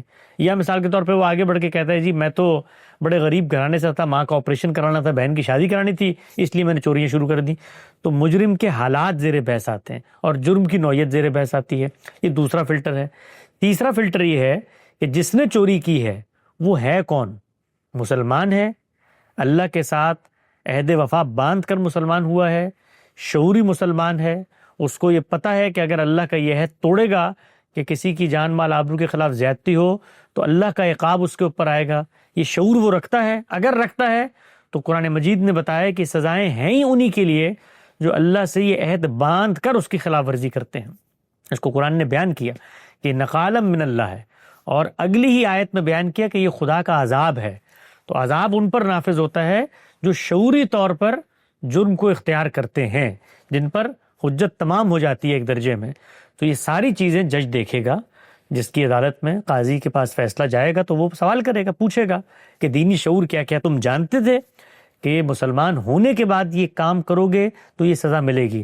اگر وہ اندازہ ہوتا ہے کہ دین سے واقف ہی نہیں ہے تو اللہ جس جرم کا عذاب اس پر نافذ کرنا چاہتا ہے وہ اس کا مستحق ہی نہیں، اس لیے کہ اس کو شعور ہی نہیں تھا، وہ جانتا ہی نہیں تھا، تو پھر ان کو یہ سزائیں نہیں دی جائیں گی. تو یہ انتہائی سزائیں بیان ہوئی ہیں، آخری سزا ہے. تو اگر آپ ان فلٹرز میں سے کسی فلٹر کو کمزور سمجھتے ہیں، اس شخص پر اس کا اطلاق نہیں ہوتا، تو ہاتھ کاٹنے کی جو سزا ہے وہ انتہائی سزا ہے. اس سے کم درجے کی سزائیں کا نفاذ اس کے اوپر کر سکتے ہیں. جی شکریہ حسن بھائی. عمیر ہاشمی بھائی ہم آپ سے اجازت لینا چاہیں گے. نیکسٹ کالر ہمارے ساتھ عمر بھائی، وہ اپنا مائک انمیوٹ کر کے حسن بھائی سے سوال کر سکتے ہیں. جی السلام علیکم حسن بھائی. وعلیکم السلام. حسن بھائی میرا سوال نزول مسیح سے تھی علیہ السلام کہ جو آپ کی سیریز جو میں نے دیکھا ہے کہ آپ کہتے ہیں جو غامدی صاحب یعنی بقول غامدی صاحب کے وہ کہتے ہیں کہ جو بائبل میں حضرت عیسیٰ علیہ السلام کا قول نقل ہوا کہ میں آؤں گا، تو اس کا آنے کا مطلب وہ ان کی جو اتمام حجت کا وہ جو عذاب ہے ان سے یہ مراد تھی. تب وہ عیسائیوں نے اس کا غلط انٹرپریٹیشن لیا، اور جو حضرت محمد صلی اللہ علیہ وسلم کی جو روایات تھی جو خواب میں تھی وہ ایک یعنی کیا کیسے کہیں وہ تعویل کی محتاج ہے، وہ ہم لٹرلی نہیں لے سکتے. اور ضمن جو ایمبیگوس قرآنک ورسز ہیں تو اس کے ضمن بھی ہم یہ نہیں کہہ سکتے کہ وہ قطعی طور پر کہ حضرت عیسیٰ علیہ السلام آئیں گے. تو میرا سوال یہ کہ اللہ تعالیٰ نے اس طرح کیوں جان بوجھ کر یہ کیا؟ جان بوجھ کر یعنی میرا مطلب ہے کہ یہ سب حضرت عیسیٰ علیہ السلام کو اس طرح کہلوانے کے لیے کہا کہ میں آؤں گا. کیا وہ سیدھا سیدھا نہیں کہہ سکتے تھے کہ میرا عذاب آئے گا یا میں نہیں آؤں گا؟ اچھا چلو یہ بھی صحیح. 600 سال بعد رسول اللہ صلی اللہ علیہ وسلم کے خواب میں دکھایا تھا وہ جو بھی منظر, تو رسول اللہ صلی اللہ علیہ وسلم کو نہیں چاہیے تھا اس خواب کی وضاحت کر دے, دیکھو یہ خواب تم لٹرلی مت لینا, کوئی حضرت عیسیٰ نہیں آنے والے, تم اس غلط فہمی میں مت رہنا. تو اس طرح سے لگتا ہے کہ اللہ تعالیٰ نے جان بوجھ کر ایک سسپینس رکھا ہے تاکہ قیامت تک لوگ کنفیوز رہے, آخر میں دیکھ کے ہر کوئی کہ حضرت عیسیٰ سے نہیں آیا. کیا یہ صحیح ہے؟ چلیں دو پہلوؤں سے میں جواب دیتا ہوں آپ کی بات کا. پہلی چیز یہ ہے کہ یہ بتائیے کہ اللہ نے توحید کے معاملے میں کوئی سسپینس رکھا ہے؟ تو پھر یہ پوری مسیحیت میں شرک کیسے پیدا ہو گیا؟ یہ پورے صوفیاء کے اندر وحدت الوجود کیسے پیدا ہو گیا؟ یہ بر صغیر میں بریلیوں نے مزارات پہ جا کے قبروں کو سجدہ کرنا کیسے شروع کر دیا؟ نہیں وہ تو تعویل کرتے ہیں نا, لیکن ابھی تو آئیں گے اس پہ آتا ہوں, میں اس پہ بھی آتا ہوں. پہلے تو اللہ میاں کو ذرا بری ذمہ کرے نا کہ وہ ان کے اوپر جو آپ نے سوال اٹھایا ہے تو وہ انہوں نے جو چیزیں بہت وضاحت سے بیان کی, کیا انسان اس کے اندر تحریف کرنے سے باز آ گئے؟ سوال یہ ہے میرا. میں آپ کو کاؤنٹر کویشچن کرتا ہوں, کیا 99% مسلمان نہیں مانتے کہ حضرت عیسیٰ علیہ السلام واپس آئیں گے؟ عیسیٰ علیہ السلام پہ آتے ہیں نا, ابھی اس پہ آئیں گے, عیسیٰ علیہ السلام پہ آئیں گے. میں تو ایک عمومی جو آپ نے سوال پوچھا ہے کہ اللہ تعالیٰ اگر اس کو اتنی وضاحت سے بیان کر دیتے تو یہ معاملہ پیدا نہ ہوتا. میں تو آپ سے پوچھ رہا ہوں پلٹ کے کہ اور بہت ساری چیزیں جو اللہ نے بڑی وضاحت سے بیان کی ہیں, کیا وہاں پرابلم پیدا نہیں ہونا چاہیے نا آپ کے لحاظ سے؟ اگر کوئی چیز وضاحت سے بیان ہو تو پرابلم پیدا نہیں ہوگا. تو اللہ نے کہا کہ بھائی قل هو اللہ احد اللہ الصمد لم یلد ولم یولد ولم یکن لہ کفوا احد, اللہ نے کہہ دیا. تو اس کے بعد صوفیاء نے وحدت الوجود پیدا کیا. پورا کا پورا آپ کے بر صغیر کے اندر جو میڈ ان انڈیا ریلیجن ہے, جس کے اندر مزارات پہ جانا, یہ پوجنا اور یہ نذرانے پیش کرنا. تو سوال میرا آپ سے یہ ہے کہ اللہ نے جو چیزیں بیان کر دی تھیں, عیسیٰ علیہ السلام کو 1 منٹ رکھ دینا, سائڈ پہ کر دیں, آ جاتے ہیں ابھی اس پہ. تو جو آپ کا اصولی کلیم ہے کہ اگر یہ بیان ہو جائے تو پھر انحراف نہیں ہوگا, تو انحراف تو وہاں بھی ہو گیا. میں تو یہی کہہ رہا ہوں کہ وہ تعویل کرتے ہیں اپنے کاموں کا. نہیں کیوں ہو گیا؟ باقاعدہ طور پر کہیں کہ آپ شرک کرتے ہیں, وہ تو مانتے ہیں کہ اللہ ایک ہے اور اس کے خصوصیات, لیکن پھر بھی ایک تعویل کی غلطی میں تعویل کرتے ہیں. تو انسان, تو پھر اس کا مطلب اللہ میاں کا تو کوئی قصور نہیں ہے نا, انسانوں کا قصور ہے کہ انسان تعویلات کرتے ہیں. پھر تو اتفاق ہو گیا کہ اللہ جو چاہے کر لے, انسان نے تعویل کرنی ہے. اب اگلا سوال میں آپ سے کرتا ہوں کہ مجھے یہ بتائیے, قرآن مجید کو پہلے لیتے ہیں, قرآن مجید کو رکھے سامنے. یہ بتائیے کوئی ایک آیت پڑھیے گا, مجھے کوئی حدیث مت سنائیے گا, کوئی قصہ, کوئی کہانی, کوئی تصور, آیت بتائیے گا اس میں اللہ میاں نے یہ سسپینس رکھا ہو, یعنی کوئی اشارہ دے دیا ہو کہ عیسیٰ علیہ السلام نے واپس آنا ہے. وہ مثبت آیت بتائیے گا. وہ تو بہت بھرپور ہے اس میں. تو ایک بتائیے گا, میں بہت نہیں پوچھ رہا, ایک پوچھ رہا ہوں, ایک بتائیں. تو حافظ قرآن نہیں ہوں کہ میں آیت ہوتی ہے نا ذہن میں, اللہ تعالیٰ نے سسپینس رکھا ہے قرآن میں, یہ کہا ہے کہ کچھ انبیاء کو میں بعد میں زندہ کر دوں گا. کوئی آیت تو بتائیں کہ جس میں اللہ کی جانب ہم یہ دعویٰ کریں کہ اس نے قرآن مجید میں یہ سسپینس باقی چھوڑ دیا کہ مسیح علیہ السلام نے آنا. کوئی ایک آیت بتائیں جہاں سسپینس پیدا ہوتا ہو. یعنی وہاں پہ جو ہم نے حضور کو زندہ ہوتا لیا رفیع کا لائک وہ آیت پڑھیں, کیا ہے؟ انی متوفی کا, میں تمہیں موت دوں گا. اس میں تو واپس لانے کی کوئی بات ہی نہیں ہو رہی, شروع موت سے ہو رہی ہے. سسپینس اللہ نے کہاں پیدا کیا؟ وہ تو وفات کی بات ہو رہی ہے نا, نہیں موت وفات ہوتی ہے. دیکھیے یہ سسپینس آپ نے پیدا کر دیا, اسی طریقے سے جیسے اللہ نے کہا تھا کہ اللہ ایک ہے اور آپ نے شرک پیدا کر, اللہ نے کہا میں وفات دوں گا. اب آپ نے کہا وفات کے 2 معنی ہوتے ہیں, یہ آپ نے کہاں سے لا کے ڈالی اس میں سسپینس؟ تو آپ نے پیدا کیا. یہ سوال تو 99% مسلمانوں کے لیے ہونا چاہیے. نہیں, مسلمانوں کو آ جائیں گے, ابھی پہلے اللہ میاں پر رہتے ہیں نا, مسلمانوں پر. آپ مجھے بتائیے اللہ تعالیٰ نے قرآن مجید کے اندر کوئی ایک ایسا مقام قدم بقدم چلتے ہیں, کوئی مناظرہ نہیں کر رہے, تبادلہ خیال ہے, ایک کوئی آیت, ابھی آپ نے ایک آیت پڑھ کے پیش کی, کہ انی متوفیک و رافعک الیہ، یہ آیت ہے، اس آیت میں کہاں سسپینس ہے کہ وہ ان کو دوبارہ بھیجے گا؟ آیت کے اندر سے بتائیے گا مجھے۔ وہ تو حدیث اس کو حدیث لے آئے نا، آپ حدیث لے آئے نا، اللہ یہ تو نکل گئے بیچ سے، آپ حدیث لے آئے۔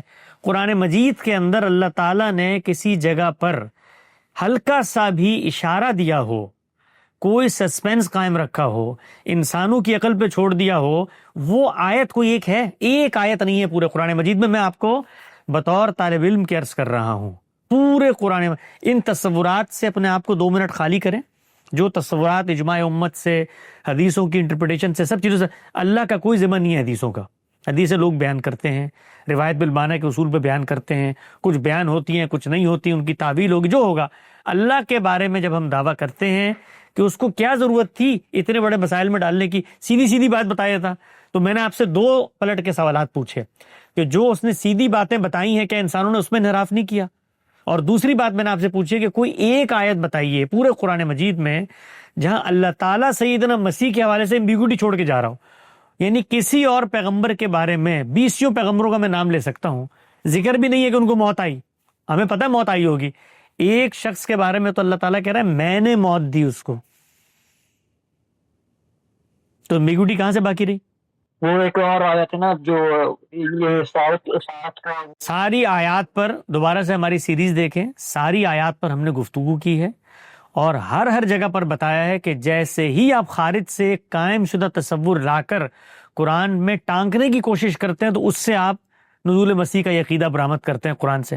ہر آیت کو دیکھ لیں، قیامت سے پہلے لا یؤمنون بہ والی آیت کو دیکھ لیں، اس کو 3 پیراگراف پیچھے سے پڑھیں، معلوم ہو جائے گا بات کیا ہو رہی ہے، وہاں زیر بحث ہی نہیں ہے۔ وہ جتنی آیات ہیں سیدنا مسیح کے حوالے سے وہ ہم زیر بحث لا چکے ہیں، تو میں بات کو سمیٹتا ہوں، سمیٹ کے آپ سے عرض کرتا ہوں کہ انسانوں کا دنیا میں یہ امتحان ہے، یہ دنیا صرف عمل کا امتحان نہیں ہے، علم کا بھی امتحان ہے، اور علم کے امتحان میں اللہ تعالیٰ آپ کو آزمانا چاہتا ہے، اس نے ہدایت کے رستے کھول دیے ہیں، اب آپ اپنے انتخاب سے تصورات پیدا اچھا آج ہم ایک قرآن کا بڑا عالم پوری امت کو آ کے بتا رہا ہے نا کہ قرآن کی یہ مطلب نہیں ہے جو تم نے مراد، امت سن رہی ہے اس کی بات، صحیح مطلوب صحیح مفہوم بتا رہا ہے زبان سے، کیوں نہیں سن رہی امت؟ اللہ کی بات بیان کر رہا ہے، اس لیے نہیں سن رہی کہ قائم شدہ تصورات کو ریویو کرنا، ری وزٹ کرنا اور اپنے انحرافات کو تاریخیت کی روشنی میں جسٹیفائی کرنا، یہ انسانوں کا مشترکہ مرض ہے، یہ چلا آ رہا ہے، مسیحیوں نے بھی کیا، مسلمانوں نے بھی کیا۔ جی بہت شکریہ حسن بھائی۔ عمر بھائی ہم آپ سے اجازت لینا چاہیں گے اور آپ کو سجیسٹ بھی کریں گے کہ آپ کائنڈلی نزول مسیح کے اوپر غامدی صاحب کی سیریز بھی ضرور دیکھیں۔ نیکسٹ کالر ہے ہمارے ساتھ ٹرو سیکر کے نام سے، وہ اپنا مائک انمیوٹ کر کے حسن بھائی سے سوال کر سکتے ہیں۔ السلام علیکم۔ وعلیکم السلام۔ یہ سوال ہے جیسے غامدی صاحب سے پوچھا جاتا نا کہ خدا کو کس نے پیدا کیا، تو اس پر وہ یہ جواب دیتے ہیں نا کہ خدا کا مطلب خدا کا خالق ہونا تب ہم دیکھیں گے تب جب اس کا مخلوق ہونا ثابت مخلوق ہونا ثابت ہوا۔ تو اس پر یہ اعتراض کیا گیا ہے کہ کیا غامدی صاحب نے یہ یونیورس کا بنا ہوا ہونا ثابت کر دیا ہے، کیا مطلب یونیورس کریٹڈ ہے، یہ ثابت کر دیا کہ غامدی صاحب نے جو اس کا خالق ڈھونڈتے ہیں کائنات کا۔ ہم تو اپنے آپ سے گفتگو شروع کرتے ہیں، جو میں ہوں بطور وجود کے، میں مخلوق ہوں، بنایا گیا ہوں، یہاں سے گفتگو شروع ہوتی ہے، اور یہ میرا اور آپ کا مشاہدہ ہے، میرا اور آپ کا مشترکہ علم ہے، وجودی حقیقت ہے جس کا کوئی انکار ممکن نہیں ہے کہ میں بنایا ہوا ہوں۔ ہم نے تو گفتگو کائنات سے نہیں شروع کی، اپنے آپ سے شروع کی ہے، تو یہاں سے شروع کریں، یہاں سے بتائیں کہ نہیں میں بنایا ہوا نہیں ہوں۔ ہم استدلال کا آغاز کہاں سے کرتے ہیں؟ انسان مخلوق ہے اس کائنات میں زیر بحث ہوں نا، میں فیصلہ کر رہا ہوں کہ میرا خالق ہونا چاہیے کہ نہیں ہونا چاہیے، کائنات فیصلہ نہیں کر رہی، تو میرا علم مجھ سے شروع ہوتا ہے۔ تو سب سے پہلا سوال جس سے گزر کے آگے ہم نے جانا ہے وہ تو یہ ہے کہ میں اپنے بارے میں دعویٰ کروں کہ میں مخلوق نہیں ہوں، تو میں تو خود خلق کا عمل میں کر رہا ہوتا ہوں، اس لیے میں مخلوق ہوں، یعنی میں مخلوق ہوں، یہ ایسی بدیہی وجودی حقیقت ہے کہ یہ خلق کا عمل خالق نے ابتدا میں جیسے کیا ہوگا، روئے زمین کے اوپر اس کی اس تخلیقی اسکیم میں مشین کے طور پر میں شامل ہو گیا ہوں، میں خلق کر رہا ہوتا ہوں. آٹا، گیہوں، دال، چاول کھاتا ہوں، اس سے ایک بیضہ بنتا ہے، وہاں نطفہ بنتا ہے، اس کا اختلاط ہوتا ہے، اس سے ایک جیتا جاگتا بچہ پیدا ہو جاتا ہے. تو خلق کا عمل تو میں کر رہا ہوں، اس لیے مجھے پتا ہے کہ میں مخلوق ہوں. تو پہلے اس کی نفی کریں نا، پھر آگے جائیں گے. بالکل نہیں، یہ میرا نہیں ہے، اصل میں کسی نے اعتراض کیا تھا یوٹیوب پر، اس کے بارے میں کیا میں کنفیوز ہو گیا تھا. یہیں سے شروع کریں، جو بھی اعتراض کریں اس کو یہیں سے شروع کریں کہ آپ پہلے بتائیے کہ ہم بنے ہوئے ہیں، ہر مخلوق کا خالق ہوتا ہے. پہلے مخلوق کو مخلوق ثابت کرنا پڑے گا نا. تو میں اگر مخلوق ہوں تو میرا خالق ہونا چاہیے ہے، یہ عقل کہتی ہے. ہونا چاہیے ہے، یہ عقل کہتی ہے، اور ہر ایک کی عقل یہ کہتی ہے. اگلا جواب کیا دیتے ہیں کہ تمہارا خالق ایک حی و قیوم ہستی ہے یا تمہارا خالق ایک بے روح کائنات ہے. یہ جواب دیا جاتا ہے. خالق کا تقاضا تو ختم ہو ہی نہیں سکتا، اس لیے کہ مخلوق اس کے اندر موجود ہے، وہ تلاش کرتی ہے اپنا معمار. تو ابھی تو اس پہ سر میں نے اتنی سی بات کی ہے، اس پہ غور کریں. اس پہ مزید بہت ساری چیزیں ہیں کہ وہ جس چیز کو آپ اس کا معمار قرار دیں گے، اس معمار کا معمار کون ہے، اگر وہ بھی بنائی گئی ہے تو وہاں بھی سوال پیدا ہوگا. خدا کے بارے میں آپ یہ ثابت کر دیں گے بنائی گئی ہے اور بن رہی ہے اور پھیل رہی ہے اور اس میں وسعت ہو رہی ہے اور ارتقاء ہو رہا ہے، تو اس کے بارے میں بھی سوال کریں گے. تو یہ ہمارے اندر کیا کیا کس وجہ سے کہتے ہیں آپ کہ ہم بنے ہوئے ہیں، مطلب ہم مخلوق ہیں؟ یہ کس وجہ سے کہتے ہیں؟ مطلب آپ نہیں بنے ہوئے. آپ اپنے آپ کو جب دیکھتے ہیں تو آپ کو پتہ نہیں چلتا کہ میں پیدا ہوا ہوں، مجھے بنایا گیا ہے. یعنی یہ تو وجودی حقیقت ہے. ایسی جیسے سورج سے روشنی نکلتی ہے، اسی طرح میں مخلوق ہوں، میں بنا گیا ہوں. یعنی میں تو خود بنا رہا ہوتا ہوں. جب بچے پیدا ہوتے ہیں تو کیسے پیدا ہوتے ہیں؟ کیا وہ تخلیق کا عمل ہمارے سامنے نہیں؟ بچے کیسے پیدا ہوتے ہیں؟ کل بچہ اگر جس طرح ہمیں بچپن میں کہانی سنائی جاتی تھی کہ وہ ایک پری ہمیں اوپر رکھ کے چلی گئی، تو کیا ہم اس کو مانتے ہیں؟ وہی بچے میں پیدا کرتا ہوں، بچوں کو وجود پذیر کرتا ہوں، بناتا ہوں. میں آٹا، گیہوں، چاول کھا کے نطفہ بیضہ ملتا ہے، اختلاط ہوتا ہے مرد و زن کا، 9 مہینے رحم مادر میں وہ نشوونما پاتا ہے، اس سے ایک جیتا جاگتا بچہ پیدا ہو جاتا ہے. تو مخلوق ہے نا، بنایا گیا ہے، بنا ہے بچہ، میرے سامنے بن رہا ہوتا ہے. اس کی پہلے ایک اتنا سا ڈاٹ ہوتا ہے، کبھی دیکھیے یوٹیوب پہ الٹرا ساؤنڈ کر کے، ایک نقطہ ہوتا ہے، اس نقطے کے اندر اضافے ہوتے ہیں، اس میں پھر گوشت بنتا ہے، اس پہ ہڈیاں چڑھتی ہیں، اس کے بعد نظر آتی ہے، کرتے کرتے کرتے تو ایک چیز تخلیق کے مراحل سے گزری ہے. آپ سے آپ وجود پذیر نہیں ہوئی، بنائی گئی ہے، یہ کہا جاتا ہے. تو اس کے لیے میں پیچھے کہاں جاؤں؟ میں تو اپنے آپ کو دیکھتا ہوں، میں بنایا گیا ہوں، میں خود بنا رہا ہوتا ہوں روز بچے. جی بہت شکریہ. بولی دوسرا سوال، ایک سوال اور کرنا ہے. ہلو، ایک سوال اور کرنا ہے سر. جی نزول قرآن کا کریے گا. نزول قرآن کا کیا مقصد ہے؟ کس وجہ سے جو اللہ کو ضرورت پڑی کہ قرآن نازل کرنا پڑا؟ اس لیے نازل کرنا پڑا کہ اللہ تعالیٰ اپنی ہدایت پیغمبر کے ذریعے لوگوں تک پہنچانا چاہتے ہیں. کیا اعتراض ہے اس پہ آپ کو؟ نہیں اعتراض نہیں ہے، یہ وضاحت کرے بس آپ اس کی. اس لیے کیا کہ اللہ تعالیٰ اپنا پیغام انسانوں تک پہنچانا چاہتے ہیں. اور کیا وجہ؟ پیغمبر کو بھیجا ہے، خود بتایا ہے پیغمبر کی بعثت کا مقصد بتایا. هو الذی بعث فی الامیین رسولا منہم یتلو علیہم آیاتہ ویزکیہم ویعلمہم الکتاب والحکمہ. ہم اپنے پیغمبر کی بعثت کرتے ہیں تاکہ وہ ہماری آیتیں پڑھ کے سنائے، کتاب و حکمت کی تعلیم دے، اس وجہ سے کہ ان کا تزکیہ ہو سکے. یہ مقصد ہے اس کا. جی شکریہ ٹرو سیکر بھائی. ہم آپ سے اجازت لینا چاہیں گے. نیکسٹ کال درافے بھائی کو، وہ اپنا مائک انمیوٹ کر کے حسن بھائی سے سوال کر سکتے ہیں. جی جزاک اللہ. حسن بھائی میرا سوال ابھی آپ سے، یہ جو گزشتہ سے پہلے ہمارے بھائی نے سوال پوچھا تھا حضرت عیسیٰ علیہ السلام کی وفات کے متعلق، تو میں آپ سے یہ پوچھنا چاہتا تھا کہ جب حضرت عیسیٰ علیہ السلام کی وفات کے متعلق اللہ تعالیٰ نے متوفی کا لفظ استعمال کیا، تو رافعوں کا کے معنی میں مولانا گاندھی صاحب نے اس کا یہ ترجمہ مفہوم مراد لیا کہ ان کو آسمان پر اٹھا لیا گیا ان کی وفات کے بعد. تو کیا قرآن کریم میں رافعوں کا جو لفظ ہے وہ اس بات کی اجازت دیتا ہے، رفع کا لفظ، کہ ان کو جسم سمیت بے شک وفات کے بعد آسمان پر اٹھا لینا مراد لے لیا جائے؟ جزاک اللہ. جی بڑی تفصیل سے اس آیت کی ہم نے تحلیل کی ہے اور بتایا ہے کہ یہ جو لفظ ہے یہ جب اپنے صلے کے ساتھ آتا ہے تو اس سے کیا مراد ہوتی ہے. یہاں پر کوئی روحانی رفع مراد ہے یا جسمانی رفع ہوا ہے، اس کو وہاں پر بتایا ہے. اس پس منظر میں بھی کہ اللہ تعالیٰ جب اپنے رسولوں کا انتخاب کرتا ہے تو وہ اللہ کی امان میں ہوتے ہیں، ان کی کوئی توہین نہیں کر سکتا، ان کی کوئی تذلیل نہیں کر سکتا، ان کو کوئی نقصان نہیں پہنچا سکتا. یہی تمام پیغمبر ہیں اور وہ اسی اعتماد میں کھڑے ہوتے ہیں.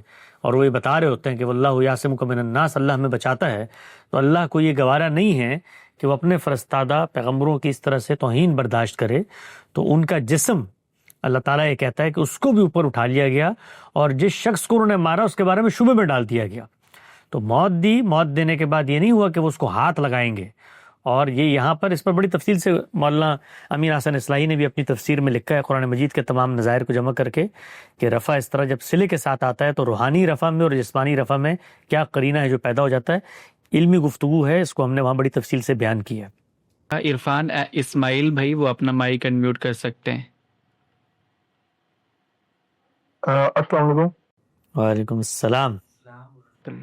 حسن بھائی آپ کو آواز آ رہی ہے؟ آ رہی ہے جی، بالکل آ رہی ہے جی، امید ہے آپ ٹھیک ہوں گے۔ حسن بھائی لاسٹ ٹائم ہماری بات ہوئی تھی تو آپ نے وہ کہا تھا کہ ہر مشکل کے بعد آسانی ہے، اس بارے میں بتایا تھا۔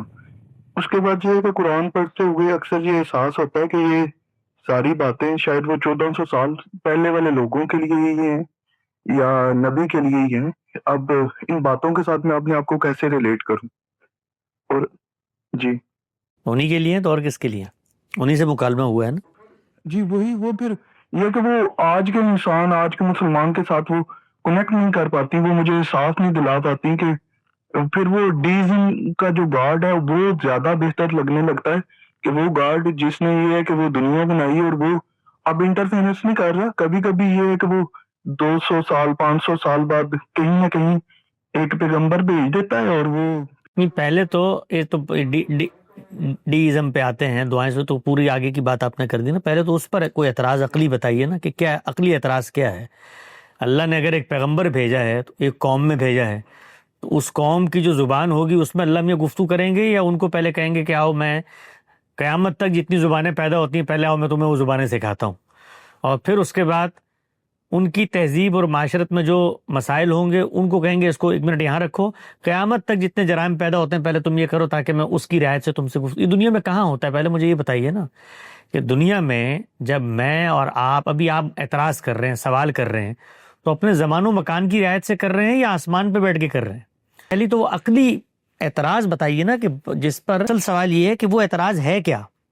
مثلا اگر کانٹ نے بیٹھ کر ایک فلسفہ دریافت کیا اور جرمن زبان میں لکھ دیا ہے تو میرے لیے ریلیونٹ ہے وہ، اس لیے کہ اس نے جرمنی میں پیدا ہو کے لکھا ہے، اس کو کراچی میں پیدا ہونا چاہیے تھا۔ کیا ہے اعتراض ہے کیا؟ پہلے اس کو فریم کریں اعتراض کو عقلی مسلمے کے تحت کہ بھئی یہ اعتراض ہے۔ مثال کے طور پہ اللہ میاں کو یونیورسل لینگویج میں بات کرنی چاہیے تھی، بن سکتا نا اعتراض؟ یہ اعتراض ہے آپ؟ میں لینگویج کا میں نے بات ہی نہیں کہی، میں اس مضمون کی بات کر رہا ہوں۔ ایگزامپل ابھی میں چائنا میں ہوں، تو اگر یہاں پر یہ قرآن کو فالو نہیں کر رہے، کچھ بھی نہیں کر رہے، لیکن جو ایک حکومت نے ایک 5000 سال کی تاریخ سے جو قانون بنا دیے ان کو لوگ اسی طرح مان رہے ہیں جس طرح مسلمان قرآن و سنت کو مانتے ہیں۔ تو ٹھیک ہے، تو کیا کریں؟ پھر کیا فرق رہا کہ وہ قانون بھی فرق یہ رہا کہ چائنا کا قانون انسانوں کو یہ نہیں بتاتا کہ موت کے بعد کیا ہوگا، اس کی رعایت سے دنیا میں تم نے کیا کرنا ہے یہ بتاتا ہے۔ نہیں، وہ دنیا میں رہنے کا تو بتا رہا ہے۔ اب تو دنیا میں رہنے کے لیے قرآن بتا نہیں رہا نا، یہی تو مسئلہ ہے کہ وہ دنیا میں رہنے کے لیے چائنا کا قانون نہیں بتائے گا آپ کو، اس میں اللہ نے اجازت دیا قانون سازی کی، وہ یہی تو بتا رہا ہے کہ جس کو تم دنیا کی کتاب بنا رہے وہ آخرت کی کتاب ہے۔ تو اب جب اس کے اندر سے جا کے ٹریفک کے لاز نکالنے کی کوشش کریں گے تو نہیں نکلیں گے نا، پھر آپ کہیں گے کتاب ریلیونٹ ہے آج کے دور میں۔ بھائی وہ انسان، میں وہی اس قانون، اس کتاب میں دیے گئے قانونوں کی بات کر رہا ہوں، اس پر بتائیے نا قانون۔ اس کتاب میں جو قانون ہے اس پر سوال اعتراض کریں۔ چائنا نے 5000 سال کی تاریخ سے قوانین بنا لیے ہیں، اس کے مقابلے میں پہلے تو سبجیکٹ کو مشترک کریں، تب ہم جائیں گے اس چیز کا موازنہ کرنے کے لیے کہ چائنا کا قانون اور قرآن کا قانون کون سا ریلیونٹ ہے۔ پہلے وہ موضوع بتائیے کہ جس کے متعلق چائنا کا قانون بھی ایک بات کرتا ہے، قرآن کا قانون بھی ایک بات کرتا ہے، اور پھر اس کو ثابت کریں۔ وہیں پر پہلے سوال کی طرف پھر واپس آؤں گا۔ میرا کہنے کا جو مطلب یہ تھا وہ یہ تھا کہ اس کتاب میں یہ صرف مجھے آخرت کے لحاظ سے کنیکٹ کر رہی ہے، باقی سب چیزیں تو مجھے بغیر کسی مذہب کے بھی کسی نہ کسی معاشرے میں مل جائیں گی۔ تو اس نے کب یہ دعویٰ کیا ہے کہ نہیں ملیں گی؟ اس نے کب یہ دعویٰ کیا نہیں ملیں گی؟ وہ کہتے ہیں تو ہماری عنایت ہے، عقل دی ہم نے تمہیں، جیسے وہی ایسے عقل ہے۔ تو پہلے اس کی کانٹرڈکشن بتائیں نا، اس نے کب یہ کہا ہے کہ میں ہی سب کچھ تمہیں دوں گا، میں ہی میں ہوں اس جہاں میں؟ یہ کب کہا ہے اس نے؟ یہ تو ہے کہ اسی کا ہی دیا ہوا سب کچھ ہے. نہیں، کہاں ہے بھائی، کہاں ہے؟ ہم اسی کی عقل سے ہی کر رہے ہیں نا. وہ تو اسی کی عقل سے کر رہے ہیں. قرآن پہ اعتراض کیا ہوا؟ آپ یہ فرما رہے ہیں کہ قرآن مجید ایک بات آخرت کے متعلق کرتا ہے، دنیا تو پھر میں دنیا کے لحاظ سے، تو اس نے کب روکا ہے آپ کو دنیا کے لحاظ سے جینے سے؟ کب اس نے کہا ہے کہ دنیا میرے پاس لینے آؤ، میں دنیا کا مسئلہ حل کرنے آیا ہوں، میں ایٹم بم بنانے آیا ہوں، میں معیشت کا مسئلہ، یہ کب کہا ہے اس نے؟ نہیں حسن بھائی، یہ نہیں ہے. وہ مطلب یہ ہے کہ جرنل کنٹیکسٹ میں جیسے وہ پھر وہی وہ بات آ جائے گی کہ وہ ہر مشکل کے بعد آسانی ہے. وہ مجھے چیز اتنا زیادہ اٹریکٹ کر رہی ہے، وہ اتنا، اب میں اسے دیکھوں گا تو وہ ہر چیز لگے گی کہ وہ تو بات ہی وہیں. نہیں، کیوں اٹریکٹ کر رہی ہے؟ کیوں اٹریکٹ کر رہی ہے؟ آپ کو وجہ بتائیں نا، کیوں اٹریکٹ کر رہی ہے؟ کیونکہ وہ ایک خالق کا احساس دلا رہی ہے، ایک زندہ رہنے کا، ایک بتا رہی ہے کہ پورا قرآن آپ کو خالق کا احساس نہیں دلا رہا. پورا قرآن آپ کو خالق کا احساس نہیں دلاتا. وہ کہتا ہے میں مخلوق ہوں، بنایا گیا ہوں، میں نے تم پر نعمتیں کی ہیں، سب کچھ کیا ہے. ایک آیت جس کو میں نے قرآن کے کانٹیکسٹ سے ہٹا کر ایک پرنسپل سمجھ لیا. اچھا، خالق کا وہ آپ کو احساس دلا رہی ہے، تو خالق کا بیان ٹھیک ہونا چاہیے نا. اگر خالق کا بیان ہے تو میں تو بتا سکتا ہوں دنیا میں بے تحاشا لوگ ہیں، ان کو مشکلات کے بعد آسانی نہیں ملتی، تو خالق کا احساس کہاں گیا؟ جو تصور آپ نے آیت سے برآمد کیا تھا وہ کہاں گیا؟ اب وہ چیز کنیکٹ نہیں کر. ہاں، تو وہ آپ کو کنیکٹ اس لیے نہیں کر رہی کہ آپ غلط جگہ پہ اس کو کنیکٹ کر رہے ہیں نا. وہ اس کو اس کی جگہ پہ لے کے جائیں، فوراً کنیکٹ ہو جائے گی. کنیکٹ کیوں نہیں کر رہی؟ اس لیے کہ کنیکشن غلط جگہ پہ لگا رہے ہیں آپ اس کا. یعنی آپ 120 وولٹ کی جگہ پر 220 کے سوئچ لگائیں گے تو کنیکشن نہیں پیدا ہوگا نا. کنیکشن پیدا کرنے کے لیے سمجھنا یہ ہوتا ہے کہ وہ بات کا اپنا کانٹیکسٹ کیا، اس نے وہاں پر کنیکشن پیدا کرنا ہے. آپ کے دماغ میں کنیکشن پیدا نہیں کرنا جو اپچ پیدا ہو گئی ہے، وہ وہاں کنیکشن پیدا کر. وہ پیغمبر کو بتایا جا رہا ہے، وہ پیغمبر جو زمین پر خدا کی زندہ علامت بن کے آتا ہے، جس پر میں نے آج بھی ایمان لانا ہے. یہ خدا کی صداقت کی دلیل ہے کہ اس پیغمبر کو اس نے کہا ہے کہ پریشان نہ، اس کے بعد آسانی آئے گی. یہ سب داخل ہوں گے دائرہ اسلام میں. سب ہو گئے کہ نہیں ہو گئے؟ اس نے کہا پریشان نہ ہو، یہ کیسر و کثرت کی حکومت تمہارے قدموں میں ہوگی. ہو گئی نہیں ہوگی؟ تو کنیکشن جو قائم کرنا ہوتا ہے قرآن کو پڑھ کے، وہ میں نے اپنے ساتھ نہیں قائم کرنا ہوتا، وہ میں نے اس کنیکشن کو وہاں قائم کرنا ہوتا ہے جہاں وہ خود قائم کر رہا ہے. پھر یہ دیکھنا ہوتا ہے کہ اس کا مجھ سے ریلیشن کیا بنتا ہے. یعنی ہر مشکل کے بعد آسانی کا درست کنیکشن قائم ہو گیا اس کے کانٹیکسٹ میں کہ پیغمبر کے صحابہ کو ایک بات کہی گئی ہے. تو اب اس کے بعد میں دیکھوں گا کہ پیغمبر کا مجھ سے کیا کنیکشن ہے جس کو یہ بات کی گئی ہے، تو کنیکشن قائم ہو جائے گا. تو آپ تارے ادھر ادھر سے ملا رہے ہیں، اس لیے کنیکشن قائم نہیں ہو رہا. کنیکشن صحیح جگہ سے قائم ہوتا ہے. ہمارے ساتھ شعیب بھائی، وہ اپنا مائک انمیوٹ کر کے حسن بھائی سے سوال کر سکتے ہیں. السلام علیکم حسن صاحب. وعلیکم السلام. وعلیکم السلام. اچھا، تو حسن صاحب ہمارے یہاں پہ جس طرح کہ آپ جانتے ہیں کہ ہر بندہ جو ہے نا اس کو عالم کی ڈگری دے دی جاتی ہے. تو میں یہ جاننا چاہتا ہوں کہ ایک عالم کیسے بنتا ہے؟ اور کچھ عالم ہمارے یہاں پہ ہوتے ہیں جن کے قول و فعل میں ہمیں تضاد نظر آتا ہے، تو ان کو کیا یہ کہا جائے گا کہ وہ عالم نہیں ہے، یا یہ کہا جائے گا کہ غلطی کا امکان موجود ہے، انسان ہے، غلطی کرے گا؟ عالم تو عربی زبان کا ایک لفظ ہے، اس کا مطلب ہوتا ہے جاننے والا. تو اگر کوئی شخص کسی بھی فیلڈ آف نالج میں جاننے والا ہونے کا دعویٰ کرتا ہے تو اس کے کچھ ناگزیر عقلی فطری تقاضے ہیں، وہ اس کو پورے کرنے چاہیے. مثلاً یہ کہ ایک شخص یہ کہتا ہے کہ میں طب کا عالم ہوں، تو اب انسانی جسم کیسے کام کرتا ہے، اس کی تاریخ کیا ہے، اس پر جن لوگوں نے کلام کیا ہے اس سے آپ کی کتنی آگہی ہے، آپ کا عملی تجربہ کتنا ہے، اس کے ساتھ آپ کا تعلق کیسے پیدا ہوا ہے، اختصاص کے درجے میں پیدا ہوا ہے، عمومی جگہ پہ پیدا ہوا ہے، تو یہ تو آپ کا قول و فعل واضح کرے گا. تو دنیا میں ہر فیلڈ کے علماء ہوتے ہیں، سائنس کے بھی علماء ہوتے ہیں اور ان میں درجات ہوتے ہیں. بسا اوقات ایک بہت ہی ابتدائی درجے کا عالم ہوتا ہے جس کا کام نالج آف ورلڈ سے صرف انٹروڈکشن کرانا ہوتا ہے. اب آئنسٹائن بھی ایک سائنسدان ہے، نیوٹن بھی سائنسدان ہے، اور میرے 8ویں جماعت کی کلاس میں کھڑا ہوا ایک استاد بھی سائنس کا استاد ہوتا ہے. تو درجات مختلف ہوتے ہیں علم کے. تو اس لحاظ سے دیکھنا چاہیے کہ ہمارے ہاں سوسائٹی میں جو کوئی دعویٰ کر رہا ہوتا ہے وہ کس درجے کا عالم ہے، کس سطح کا عالم ہے. اور ہمارے یہاں ایک اور خرابی بر صغیر میں یہ ہوئی ہے کہ لوگوں کو دین کا عالم بنانے کی زبردستی کوشش کی گئی. علم کے اختصاص کو جو اللہ نے فطری اصولوں پر چھوڑ دیا ہے کہ آدمی خود شعوری سے سطح پر یہ فیصلہ کرتا ہے کہ میں نے اب اختصاص کی تعلیم حاصل کرنی ہے، وہ بالعموم شعور آنے کے بعد کرتا ہے، جب اس کو 12-14 سال کی تعلیم اس کی ہو جاتی ہے. تو ہم نے چھوٹے بچوں کو عالم بنانے سے آغاز کر دیا. اب نہ اس میں ایپٹیٹیوڈ ہے، نہ وہ عالم بننے کے لیے پیدا ہوئے، نہ بننا چاہتے ہیں. وہ بظاہر ایک ڈگری لے لیتے ہیں، حال حلیہ ان کا علماء جیسا ہو جاتا ہے، لیکن وہ دین کے علماء نہیں ہوتے. تاہم ان میں بھی دین کے اچھے علماء موجود ہیں. تو ہر عالم سے آپ ملیں، اس کی مختلف سطح ہے. اسلامی پس منظر میں آپ دیکھیں علوم کے، تو ایک سطح ہوگی عالم کی جو وائز نوعیت کا عالم ہوتا ہے، اس کی بھی ایک اپنی جگہ ہے. وہ دین کی مثبت دعوت کو لوگوں میں بیان اور کے ذریعے پہنچاتا ہے، فروغ دیتا ہے. پھر ایک عالم ہوتا ہے جو معلم کی سطح کا عالم ہوتا ہے، جو ٹولز پیدا ہو گئے ہیں، فنون پیدا ہو گئے ہیں، ان کو پڑھاتا ہے. پھر ایک عالم ہوتا ہے جو محقق کی سطح کا عالم ہوتا ہے، جو غور و فکر کرتا ہے، اندر اترتا ہے، تحقیق کرتا ہے اور سائنٹیفک انداز میں انالائز کرتا ہے چیزوں کو. اور پھر ایک اور سطح ہوتی ہے جو مجتہد کی سطح ہوتی ہے، وہ سب چیزوں سے اوپر اٹھ کے پوری ایک جامع تصویر، ایک میگا نیریٹو دریافت کرتا ہے. تو علماء میں سطحیں ہوتی ہیں.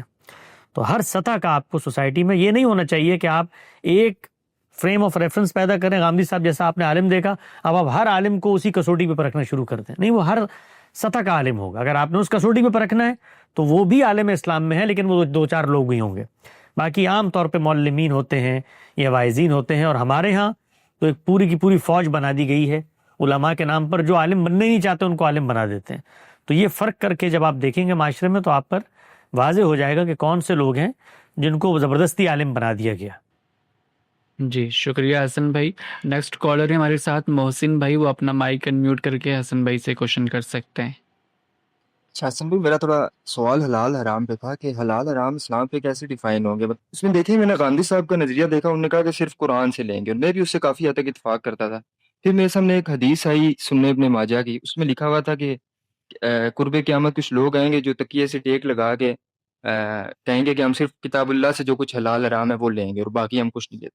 تو مطلب کافی کنفیوژن ہو گئی تھی. تو آپ اگر کچھ کلیئر کر دیں کہ حلال حرام اصل میں ہم نے کہاں سے لینا ہے، کیا ہم نے اجماع سے بھی لے لینا ہے، یا جس طرح عام علماء کہہ دیتے ہیں یہ حلال ہے یہ وہ حرام، اس طرح بھی مطلب ان پہ مجھے خود شک ہوتا ہے کہ یہ چیز تو حلال حرام نہیں. تو آپ کافی اگر گائیڈ کر دیں، خدا کو شکریہ. جی، یہ روایت آؤٹ آف کانٹیکسٹ پیش کی جاتی ہے. اس روایت میں ہرگز وہ چیز مراد نہیں ہے جو لوگ بالعموم اس سے لیتے ہیں. اس پہ بڑا تفصیلی میری ایک گفتگو ہے، آپ اگر چاہیں تو سیشن کے بعد اس کو دیکھ لیں. خلاصہ میں آپ کو بتا دیتا ہوں کہ یہ خیبر کے موقع پہ رسالت مآب صلی اللہ علیہ وسلم جب گئے ہیں تو وہاں پر جو سامنے لوگ کھڑے تھے، انہوں نے کہا کہ اب تم لوگ آگے ہو اور اب تم لوگ ہماری عورتوں کو مارو گے، فصلوں کو جلاؤ گے، گھروں میں مال لوٹو گے، اور یہی ہوتا ہے جنگوں میں، تم بھی یہی کرو گے ہمارے ساتھ. تو اس موقع پہ رسالت مآب صلی اللہ علیہ وسلم نے صحابہ کو جمع کر یہ کہا ہے، خطبہ دیا ہے. اور اس خطبے کے چند متفرق ارشادات ہیں جن کو لوگ نقل کر دیتے ہیں، وہ پوری بات بیان کرنی چاہیے.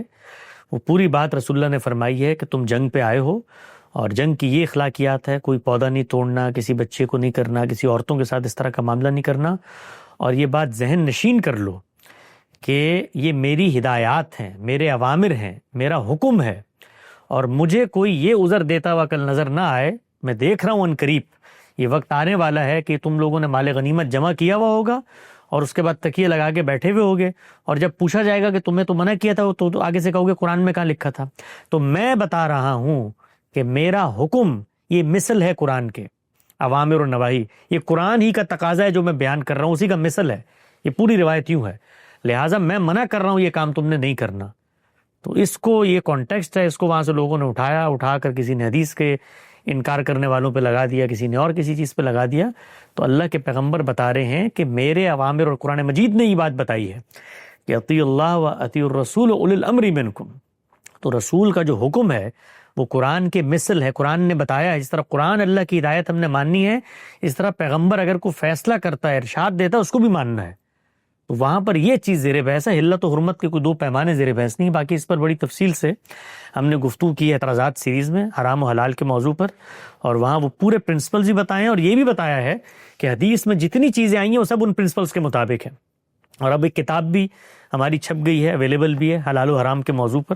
اس میں تمام چیزیں جو روایات میں آئی ہیں سب کو قرآن کے مطابق رکھ کے بتا دیا ہے کہ کوئی نئی چیز بیان ہی نہیں ہوئی. چلیں تمام بھائیوں سے اجازت لینا چاہیں گے جنہوں نے جوائن کیا ہوا ہے. حسن بھائی کا وقت بھی ختم ہو رہا ہے، تو حسن بھائی آپ سے اجازت لیتے ہیں. بہت شکریہ ہمیں جوائن کرنے کے لیے، جزاک اللہ خیرہ. انشاءاللہ اگلے ہفتے یا پھر اس کے اگلے ہفتے پھر سے ہم آپ کو زحمت دیں گے ایک نیکسٹ پروگرام کے ساتھ. جزاک اللہ خیرہ. اللہ حافظ. السلام علیکم ورحمۃ اللہ. وعلیکم السلام.